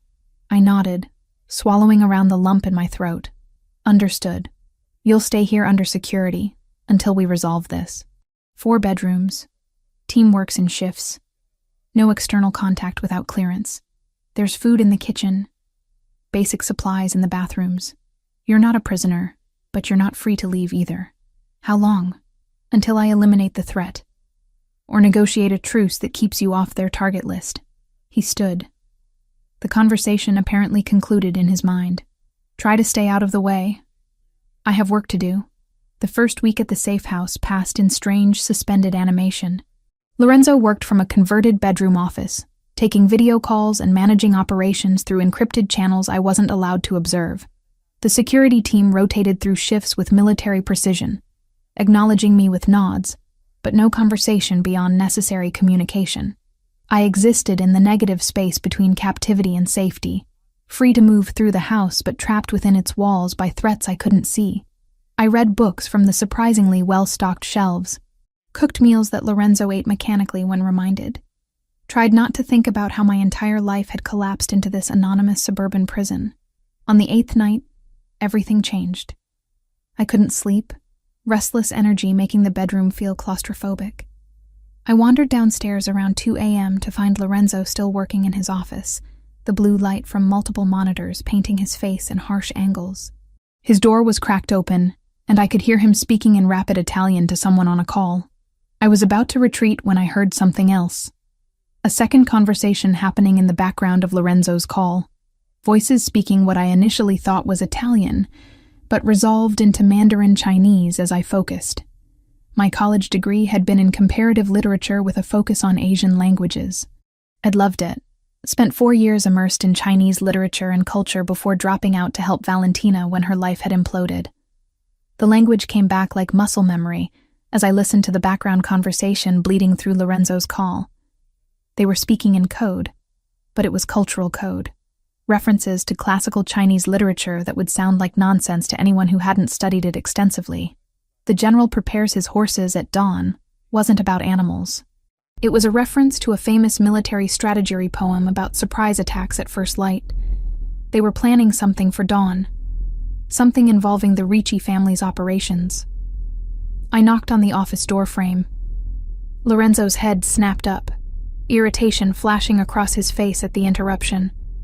He held up a finger, finishing his call before addressing me. It's the middle of the night.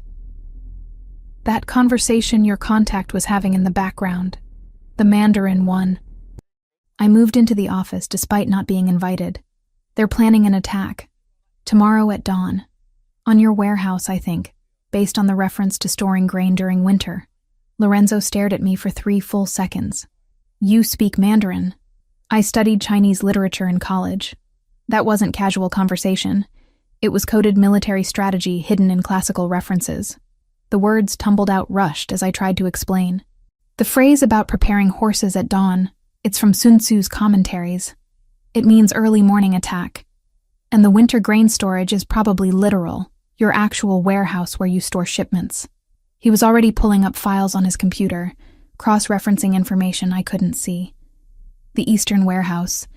We have a major shipment coming in tomorrow, valuable enough that losing it would cost us millions, and political capital we can't afford to lose. Can you move it? Not in time. But I can be ready when they hit us. He pulled out his phone, started making calls with clipped efficiency. Anthony, we have credible intelligence about an attack on the Eastern facility. Dawn tomorrow. I need everyone available there in defensive positions by 5 a.m. I backed out of the office, letting him coordinate the response. My part was done.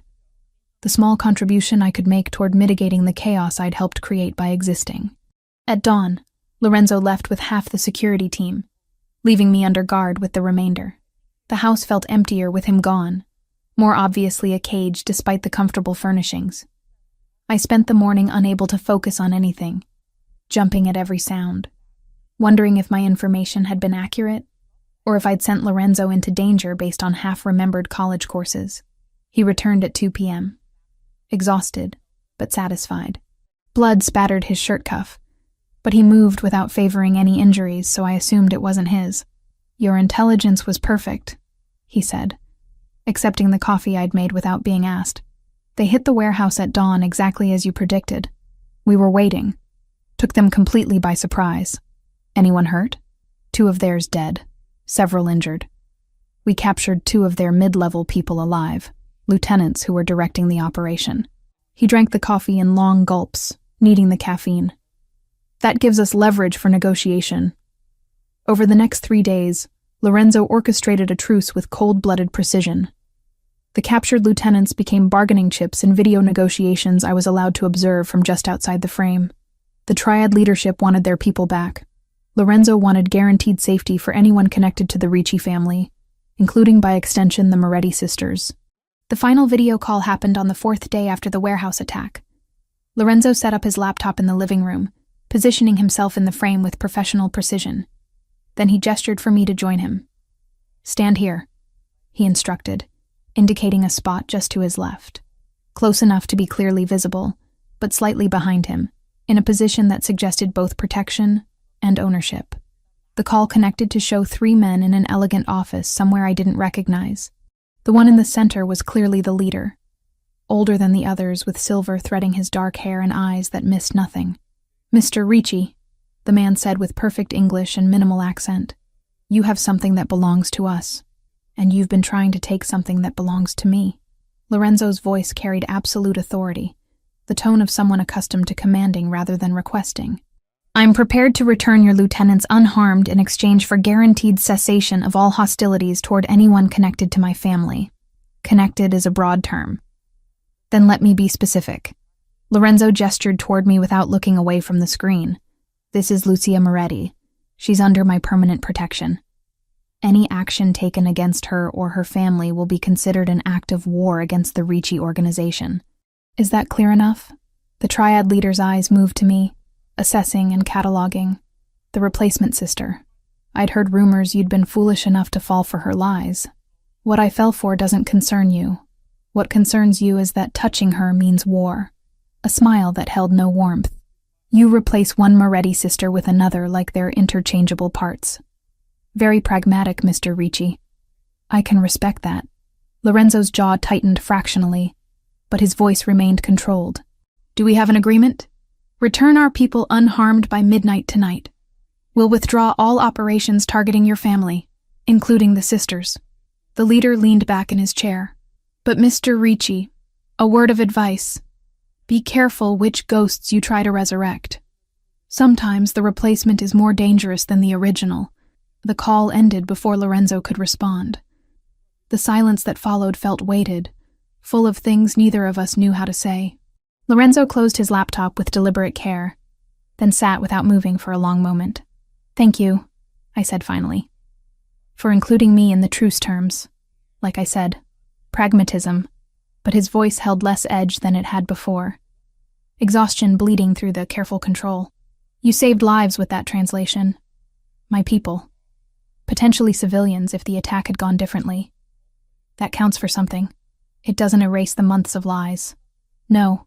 He looked at me directly for the first time since the video call. "It doesn't. But maybe it's a first step toward understanding that you're more than just the lie you were asked to tell.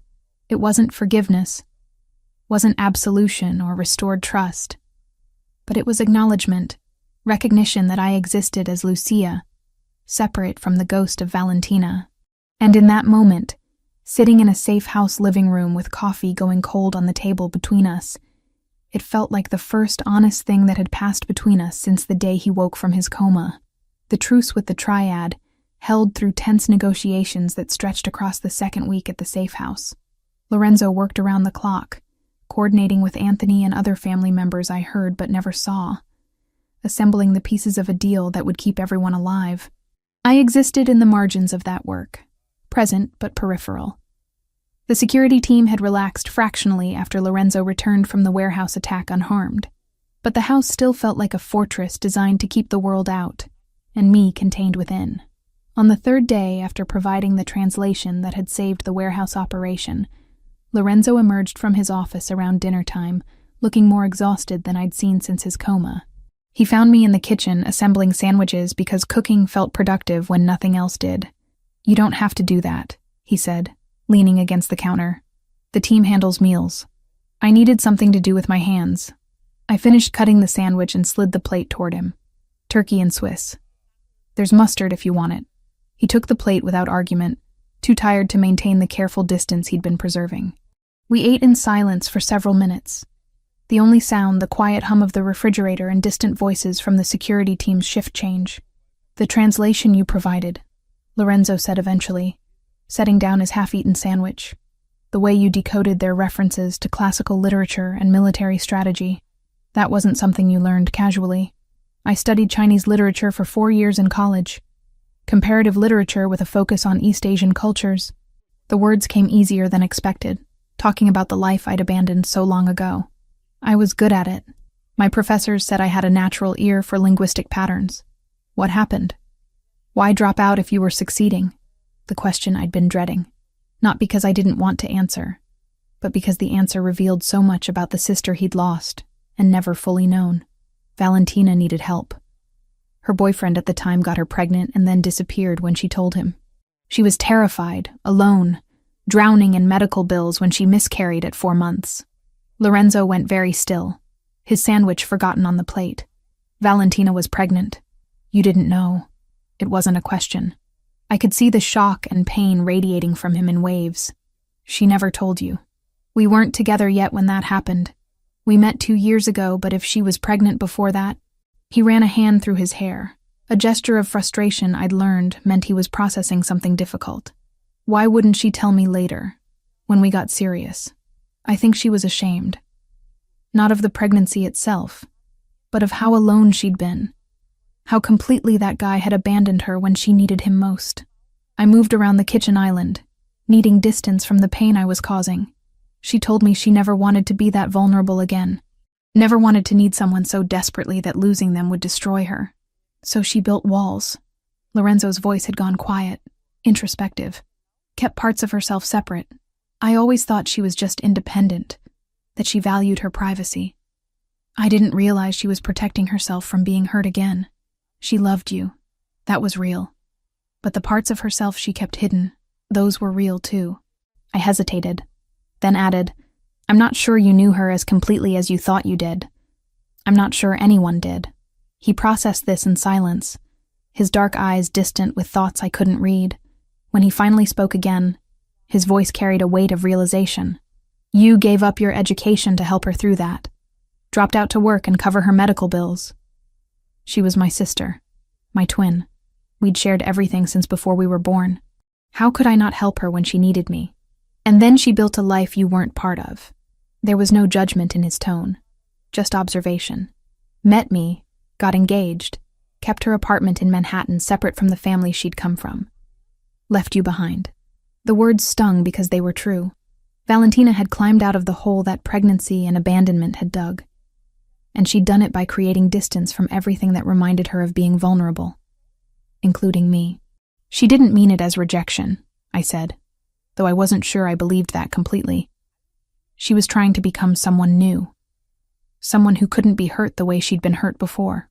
But it left you working 2 jobs to pay rent on an apartment you could barely afford, while she wore designer clothes and planned a wedding that probably cost more than you made in a year.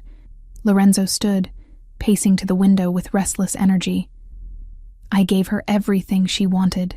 Money, status, protection. And I never knew she had a twin sister struggling to survive. She kept us separate on purpose. I think she was afraid that if you knew too much about where she came from, you'd see her differently, as less than the polished woman she'd worked so hard to become. He turned to face me, and something in his expression had shifted.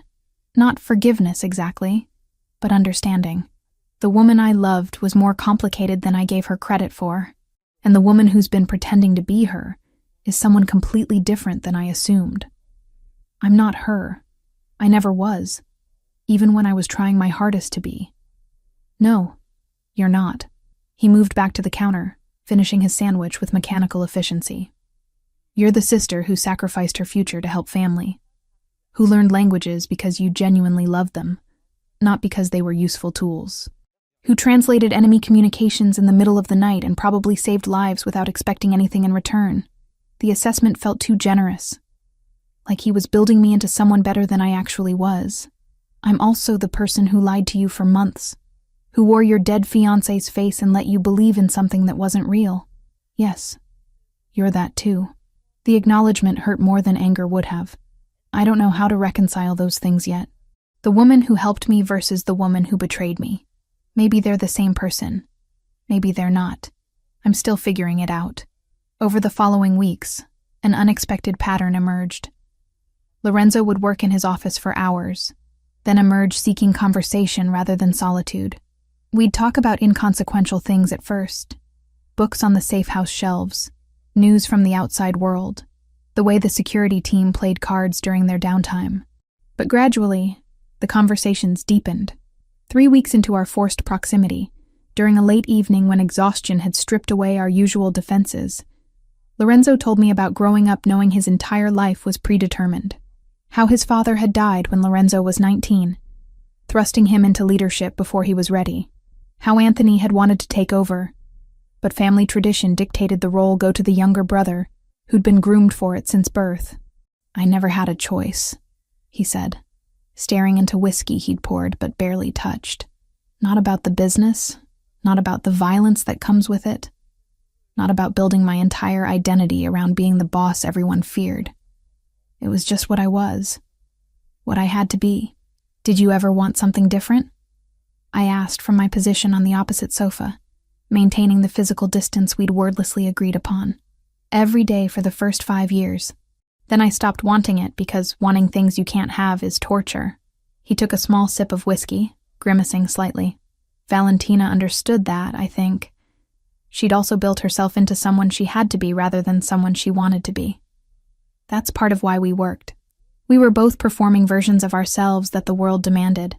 And now I'm tired of performing. 3 months in a coma gives you perspective on what matters and what's just theater. He set down his glass with a soft click against the table. I'm trying to figure out how to be Lorenzo Ricci without the costume. It's harder than it sounds. I shared my own version of the same struggle. Growing up as Valentina's twin, always the quieter one, the less vibrant one. The one people forgot was in the room. How I'd gotten used to being second choice, to taking up less space, to making myself smaller so my sister could shine brighter. She was the sun, and I was the moon, I said, wrapping my hands around the tea I'd made. People only noticed me when she wasn't around to outshine me, and I accepted that as just how things were. Like you accepted being the boss. We both got used to roles that didn't fit quite right, but you fought your way out of that role when you dropped out to help her. That took courage, or stupidity. The line between them is thinner than people think. He smiled at that, a real smile that reached his eyes for the first time since the apartment confrontation. Maybe. But I'm starting to think stupidity motivated by love is just another word for loyalty. The conversation ended there, but something had shifted between us. Not forgiveness, not restored trust, but recognition. We saw each other more clearly than before, stripped of the masks we'd both been wearing for different reasons. On the 25th day at the safe house, Lorenzo appeared in the living room late one night, looking more troubled than usual. I'd been reading, unable to sleep, and looked up at the sound of his footsteps. "I need to visit Valentina's grave," he said, without preamble. "I haven't been since before the accident. Keep putting it off because I don't know what to say to her." He paused, then added, "Would you want to come? You don't have to. But if you wanted to say goodbye properly, this would be the chance." The offer surprised me. Including me in something so personal felt like an invitation across the distance he'd been maintaining. Yes, I'd like that. We drove the next morning with 2 security vehicles flanking us, a convoy of protection moving through early traffic toward the cemetery where Valentina had been buried 3 months ago. I'd attended the funeral from a distance, watching from my car as the Ricci family and Valentina's society friends said goodbye to someone they'd thought they knew. The cemetery was exactly what I'd expected. Manicured lawns, marble headstones, the quiet pretension of money extending even into death. Lorenzo led the way to a plot beneath a maple tree, its leaves just starting to turn with the changing season. The headstone was elegant, simple, Valentina Moretti, with dates that bracketed a life too short and more complicated than anyone had realized. Lorenzo stood silent for a long moment, holding white flowers he'd bought along the way. When he finally spoke, it was in Italian, words I understood from my months of desperate study. He was asking forgiveness for not protecting her, for failing to see the attack coming, for surviving when she hadn't. I waited until he stepped back before placing my own offering, a letter I'd written in the pre-dawn hours, trying to articulate an apology that could never be adequate. I'd sealed it in waterproof plastic so the rain wouldn't destroy it, then tucked it against the base of the headstone, where flowers and time would eventually cover it. We cried separately, standing meters apart, mourning the same person from different angles. Lorenzo had lost his future. I'd lost my past. And neither of us could undo the fact that she was gone. On the drive back, Lorenzo broke the silence. "My mother has been calling. 10 times this week, maybe more. She wants to apologize, explain why she orchestrated everything. Will you answer? Eventually. She's my mother. I can't hate her forever even though part of me wants to right now."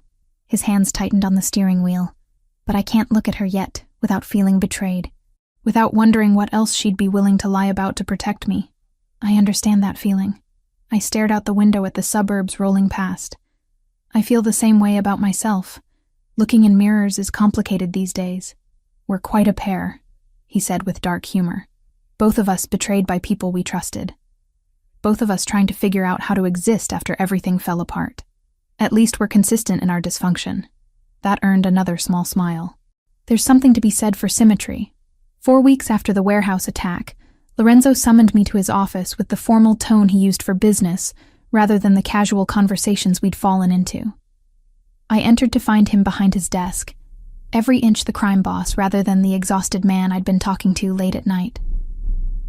"The truce with the triad is holding," he said, gesturing for me to sit. "Our intelligence suggests they're satisfied with the terms and have moved their focus to other territories, which means you're no longer in immediate danger." Relief, and something that felt uncomfortably like disappointment warred in my chest. "That's good news. It means you can return to a normal life, not your old apartment. That's too exposed and they know the location. But I've arranged for a secure building with monitoring, top-floor unit with good sight lines and controlled access." He slid a folder across the desk. "Lease is already paid for 6 months.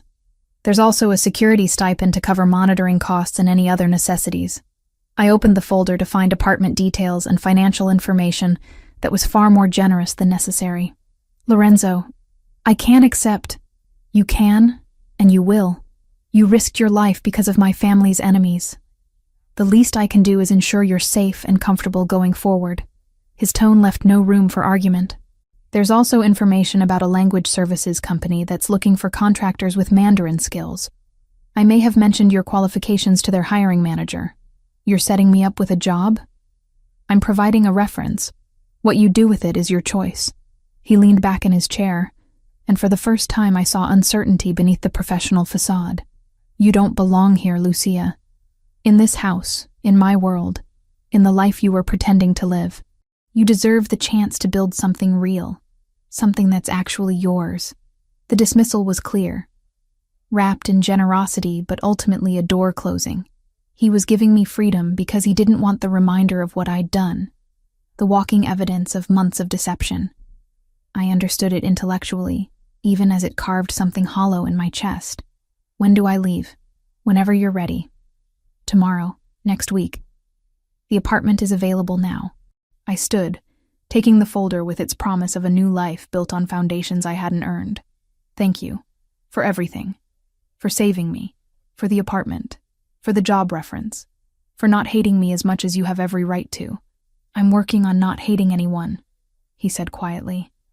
It takes too much energy, and I need all I have for figuring out what comes next. What does come next? For you? I don't know yet. That's the terrifying part. He looked at me directly, and in his dark eyes I saw the same uncertainty I felt every morning. But I know it starts with truth. No more performances, no more becoming what other people need me to be. Just figuring out who Lorenzo Ricci actually is underneath all the masks. I hope you find him, the real version. He's probably worth knowing. Same to you. Lucia Moretti without the costumes. I suspect she's more interesting than the ghost she was pretending to be. I left his office with the folder clutched in my hands, and the weight of goodbye settling over everything. The safe house that had been my prison and sanctuary would become just another place I'd lived briefly. Another chapter in the fragmented story of a life I was still learning how to live honestly. I moved into the secured apartment 2 days later, carrying the same single suitcase I'd fled the Ricci mansion with weeks ago. The building was everything Lorenzo had promised. Controlled access, security cameras covering every angle, a top-floor unit with windows that looked out over the city rather than facing other buildings where snipers could position themselves. The space was furnished in that same impersonal way the safe house had been. Neutral colors and functional pieces that suggested no one's actual taste. But it was mine. My name on the lease, my key in the lock. My life to rebuild however I chose. I'd taken the folder Lorenzo provided about the language services company, made the call, had an interview that went better than expected when I demonstrated my Mandarin fluency and explained my academic background. They hired me as a contractor within a week. Translation work I could do remotely without committing to an office where my past might catch up with me. It wasn't the career I'd dreamed about in college, but it was honest work using skills I'd actually earned rather than stolen from my sister's life. That counted for something. The first 2 weeks alone felt like learning to breathe in a different atmosphere. No security team rotating through shifts. No Lorenzo emerging from his office at odd hours seeking conversation. Just me and the quiet apartment, and the work that filled my days with purpose, even when it couldn't fill the hollow spaces grief and guilt had carved out. Isabetta called on a Tuesday afternoon, while I was reviewing a particularly complex technical translation. I almost didn't answer, seeing her name on the screen and feeling my stomach clench with remembered shame. But avoiding her forever wasn't possible, and maybe not even what I wanted. Lucia. Her voice came through thick with emotion. Thank you for answering. I wasn't sure you would. I wasn't sure I would either, I admitted, setting aside my work. How are you? Terrible. Better. I don't know. A shaky breath. I'm calling to apologize. Not because it will fix anything, but because you deserve to hear it from me directly. What I asked you to do, what I convinced you was necessary, it was selfish. I prioritized Lorenzo's physical recovery over every other consideration, including the damage it would do to both of you when the truth came out. You were trying to protect your son. I was trying to control an outcome I had no right to control. Her voice broke completely. I thought I could manage the situation, that I could create a safe space for Lorenzo to heal and then reveal the truth gently once he was strong. But I underestimated how long it would take, how complicated the deception would become, how much it would cost everyone involved. I moved to the window. looking out at the city and remembering all the times I'd stood in similar windows at the mansion, wearing Valentina's clothes and pretending to be someone I wasn't. We both made choices we can't undo. We both have to live with what those choices cost. Lorenzo is speaking to me again. Isabetta continued. Not often. Not with the warmth we used to have. But he answers my calls now. Agreed to have dinner last week. We're rebuilding trust one painful conversation at a time. Something in my chest loosened slightly. I'm glad. He needs his family, even when he's angry at them. He needs you too, though he might not realize it yet. Before I could protest, she continued. Not as Valentina's replacement, as Lucia, as the woman who helped him recover, even though she was drowning in guilt the entire time. That person matters, regardless of the lies she was asked to tell. I don't know if he sees it that way. Give him time. Lorenzo processes things slowly, but when he comes to conclusions, they're usually the right ones. She paused, then added softly, I hope you can forgive me, Lucia. Not today necessarily, but someday. I hope we can find a way past what I asked you to do. I thought about it, really thought about whether forgiveness was possible. Isabetta had manipulated me, yes. Had used my grief and desperation and love for my sister to orchestrate an elaborate deception. But she'd also been a mother terrified of losing her son, making impossible choices in impossible circumstances. I forgive you, I said, and was surprised to find I meant it. I understand why you did it, even if I wish you hadn't. We were both trying to protect Lorenzo in our own misguided ways. That has to count for something, she cried then, relief and gratitude pouring through the phone in barely coherent words. We talked for another 20 minutes, cautiously rebuilding a connection that had been based on lies, but maybe didn't have to stay that way. When we finally hung up, I felt lighter somehow, as if forgiving her had also created space to forgive myself, just slightly. 1 month and 3 days after leaving the safe house, someone knocked on my apartment door at 7 in the evening. I checked the security camera feed on my phone before answering, a habit Lorenzo's people had drilled into me during the weeks of active threat. Lorenzo stood in my hallway holding flowers. My heart did something complicated and painful in my chest. I opened the door slowly, taking in his appearance with the kind of attention you give to something you thought you'd lost. He looked better than he had at the safe house. The weight he'd lost during his coma and its aftermath had started to return. The exhaustion that had been carved into his features had softened into something more manageable. He wore casual clothes, jeans, and a dark sweater, looking more human and less like the crime boss who'd orchestrated truces and ordered operations. These are for you, he said, holding out the flowers. They were coral-colored, unusual, and beautiful. Nothing like the traditional roses that would have felt loaded with implications. I didn't know what you liked, so I asked the florist for something that felt like new beginnings. I took the flowers, their stems cool against my palms. They're perfect. Do you want to come in?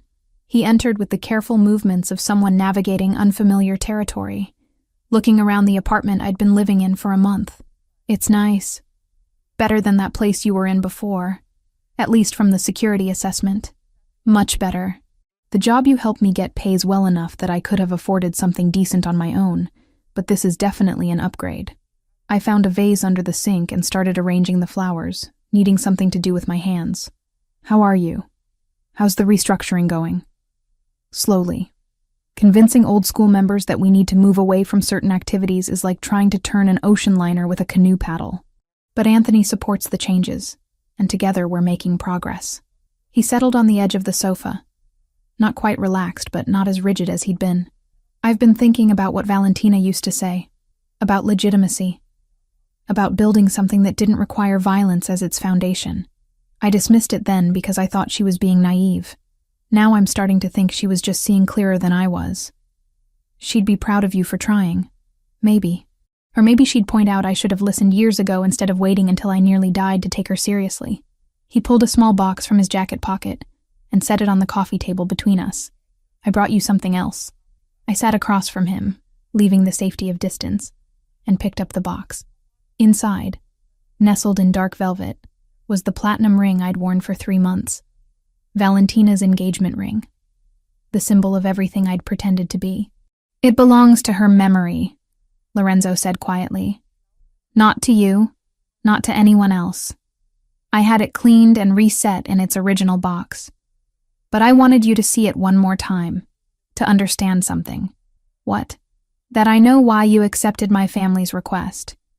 You weren't trying to hurt me or steal Valentina's place. You were trying to help, in the only way they gave you to help. And while I'm still processing the betrayal, I'm starting to understand the impossible position you were in." He leaned forward, elbows on his knees. "This ring represents a promise I made to someone who's gone. But maybe it's time to stop living in that past and figure out what the future could look like." I closed the box carefully, the weight of it somehow both heavy and liberating. "What does that mean?" "It means I'd like to take you to dinner. Not as an obligation, not because of security concerns or family pressure. Just as two people who've been through something terrible together and might want to see if there's anything worth building on the other side." His dark eyes held mine, vulnerable in a way I'd only seen during his worst moments of recovery. "I want to know who Lucia Moretti is when she's not pretending to be anyone else. If you're willing to show me." The invitation hung between us, weighted with possibility and risk in equal measure. This was a chance to start over, to build something real from the wreckage of what we'd both lost. But it was also terrifying, exposing myself to someone who'd seen me at my absolute worst and had every reason to never trust me again. "Yes," I said, because the alternative was letting fear make my decisions for the rest of my life. "I'd like that. I'd like to see who we both are when we're not wearing masks." "Saturday? There's a restaurant in Brooklyn. Small place that doesn't cater to the usual crowd. We could just be two people having dinner. Saturday works." He stood, and I walked him to the door. Before leaving, he paused in the doorway. "This won't be easy. I can't promise I've completely forgiven you, or that I won't have moments where the betrayal hits me fresh. But I think we both deserve the chance to figure out if there's something real here, underneath all the lies and trauma. I'll take complicated and real over simple and false any day." A small smile touched his lips. "Good. That's what we've got." The dinners became weekly rituals over the next 3 months. We met at different restaurants, always in neighborhoods where Lorenzo's reputation didn't precede him, places where we could talk without performing for audiences who expected certain behavior from a crime boss and his companion. We talked about everything except the immediate past, giving ourselves space to be people rather than victims of circumstance.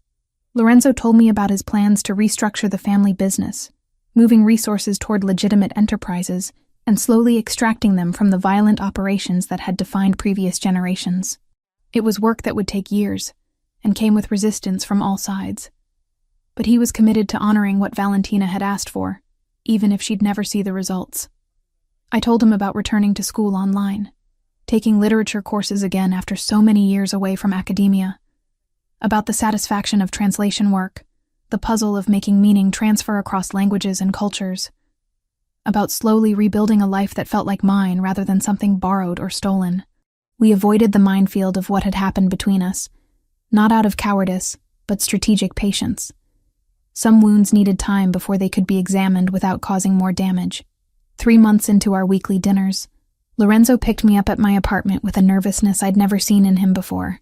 We'd fallen into comfortable patterns by then, easy conversation and careful boundaries. But tonight felt different somehow. The restaurant was one we'd been to before, a quiet Italian place where the owner knew Lorenzo, but didn't make a fuss about his presence. We ordered food we barely tasted, both of us dancing around something neither knew how to say directly. "I've been seeing a therapist," Lorenzo said halfway through the meal, setting down his fork with deliberate care. Anthony suggested it months ago, and I finally took his advice. "Trying to process everything that happened, the coma, the lies, losing Valentina, all of it. How's that going?" "Slowly. Painfully. Productively, I think." He took a sip of wine, organizing his thoughts. "One thing we talk about a lot is the difference between the person I was with Valentina and the person I am now. How trauma changes you in ways you can't undo, and maybe that's not entirely bad." "What do you mean?" "The man who got engaged to your sister was performing a role. The powerful boss, the controlled leader, the person who had everything figured out. I thought that's what she wanted. what everyone wanted, but that person was exhausting to be. And I'm not sure he was particularly real. He looked at me directly. The person I am now, after everything. He's messier, more uncertain, but maybe more honest. I like this version, I said quietly. Messy and uncertain beats polished and fake. That's what I'm hoping.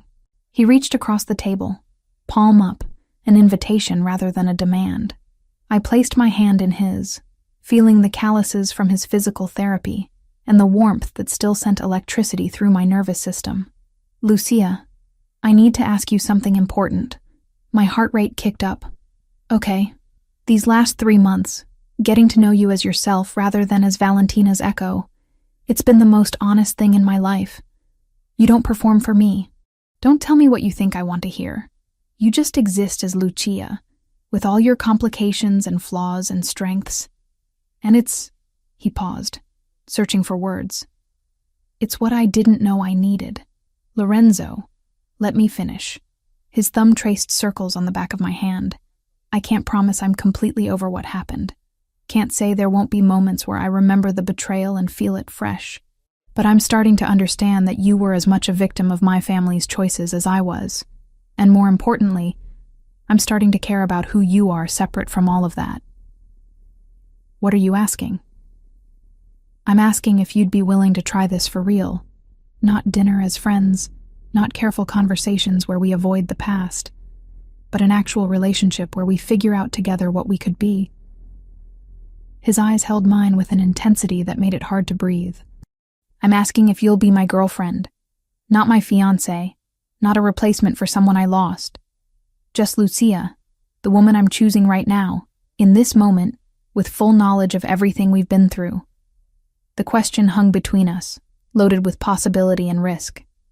This was everything I'd been afraid to want, offered freely by someone who had every reason to keep his distance. It was terrifying and perfect, and more than I'd thought I deserved. Yes, I said, and watched relief flood his expression. Yes, I want to try. I want to see what we could build when it's real from the start. He stood and moved to my side of the table, pulling me up and into a kiss that tasted like wine and promises and new beginnings. It was different from that first kiss in the therapy room months ago, that test of recognition and memory. This was acknowledgement. Two people choosing each other with clear eyes and honest intentions. When we pulled apart, both of us were smiling. Not the careful expressions we'd been wearing for months, but genuine joy at taking a risk together. This might be a disaster, I said, resting my forehead against his. Probably. But it'll be our disaster, built on truth instead of lies. I'll take those odds. Our first official date as a couple happened the following weekend. Lorenzo insisted on picking me up properly, bringing more coral flowers, and wearing what he called his attempting to be a normal boyfriend outfit. We went to a movie neither of us could later remember the plot of, too aware of each other's presence to focus on the screen. Afterward, at a diner that served breakfast food 24 hours a day, we ran into Anthony. It wasn't a coincidence, I realized, seeing the way Lorenzo's brother appeared with perfect timing. He'd been informed where we'd be, probably asked to show up as a gesture of family approval. Lucia. Anthony's greeting was formal, but warmer than I'd heard from him before. Good to see you looking well. You too. Thanks for everything. For giving Lorenzo space to figure things out. For not pushing when pushing would have made things worse. He's my brother. Pushing him never works. Anthony settled into the booth across from us, ordering coffee when the waitress appeared. For what it's worth, I think you're good for him. He's different with you. More himself. Less the role everyone expects him to play. That's what I'm hoping for both of us, Lorenzo said, his hand finding mine under the table. Room to be ourselves without the weight of other people's expectations. Speaking of expectations, Mother wanted me to pass along that she'd love to have you both for dinner next week. If you're ready for that. Anthony's tone made it clear the choice was truly theirs, no pressure being applied. She's been working on her own recovery, facing what she did and why. I think seeing you two together, happy, would mean a lot to her. Lorenzo looked at me, the question clear in his eyes. What do you think? I think we're strong enough to handle that, I said, surprising myself with the certainty. and I think she deserves to see that something good came from all the mistakes we all made. We went to that dinner the following Thursday. Isabella cried when she saw us arrive together, holding hands, clearly more than just cordial acquaintances. She'd aged in the months since I'd last seen her in person. The stress of nearly losing her son, and then betraying him, carving new lines into her elegant face. But there was also relief there. Gratitude that her family was slowly healing. The meal was easier than I'd expected. We talked about neutral topics at first, gradually working our way toward harder subjects. Isabella apologized again, this time to both of us together, acknowledging the damage her choices had caused. Lorenzo accepted with more grace than I'd thought possible, explaining that forgiveness was a process, but he was working on it. Anthony made dry jokes that cut tension when it threatened to rise too high. By dessert, we were almost relaxed. 4 people who'd been through trauma together, and were tentatively figuring out how to be family again. 6 months after the day Lorenzo had appeared at my apartment with coral flowers, he asked me to be his girlfriend officially during one of our walks through the park near my building. It was a warm evening, the kind where the city felt almost peaceful, and we'd been discussing his latest success in moving a major portion of the family business into legitimate territory. "We're really doing this," he said, not quite a question. "Building something real on ruins of something false. Yes, we're really doing this. It's terrifying. Completely." I squeezed his hand. "But it's also the most honest thing I've ever done.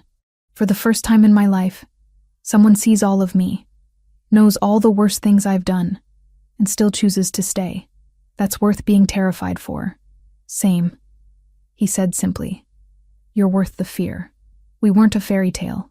Lorenzo still ran an empire that operated in moral gray areas I tried not to examine too closely. I still carried the weight of months spent living a lie. Guilt that woke me some nights with Valentina's face behind my eyelids. We both had scars that would never fully heal, damage that marked us permanently. But we were real, finally, completely, undeniably real.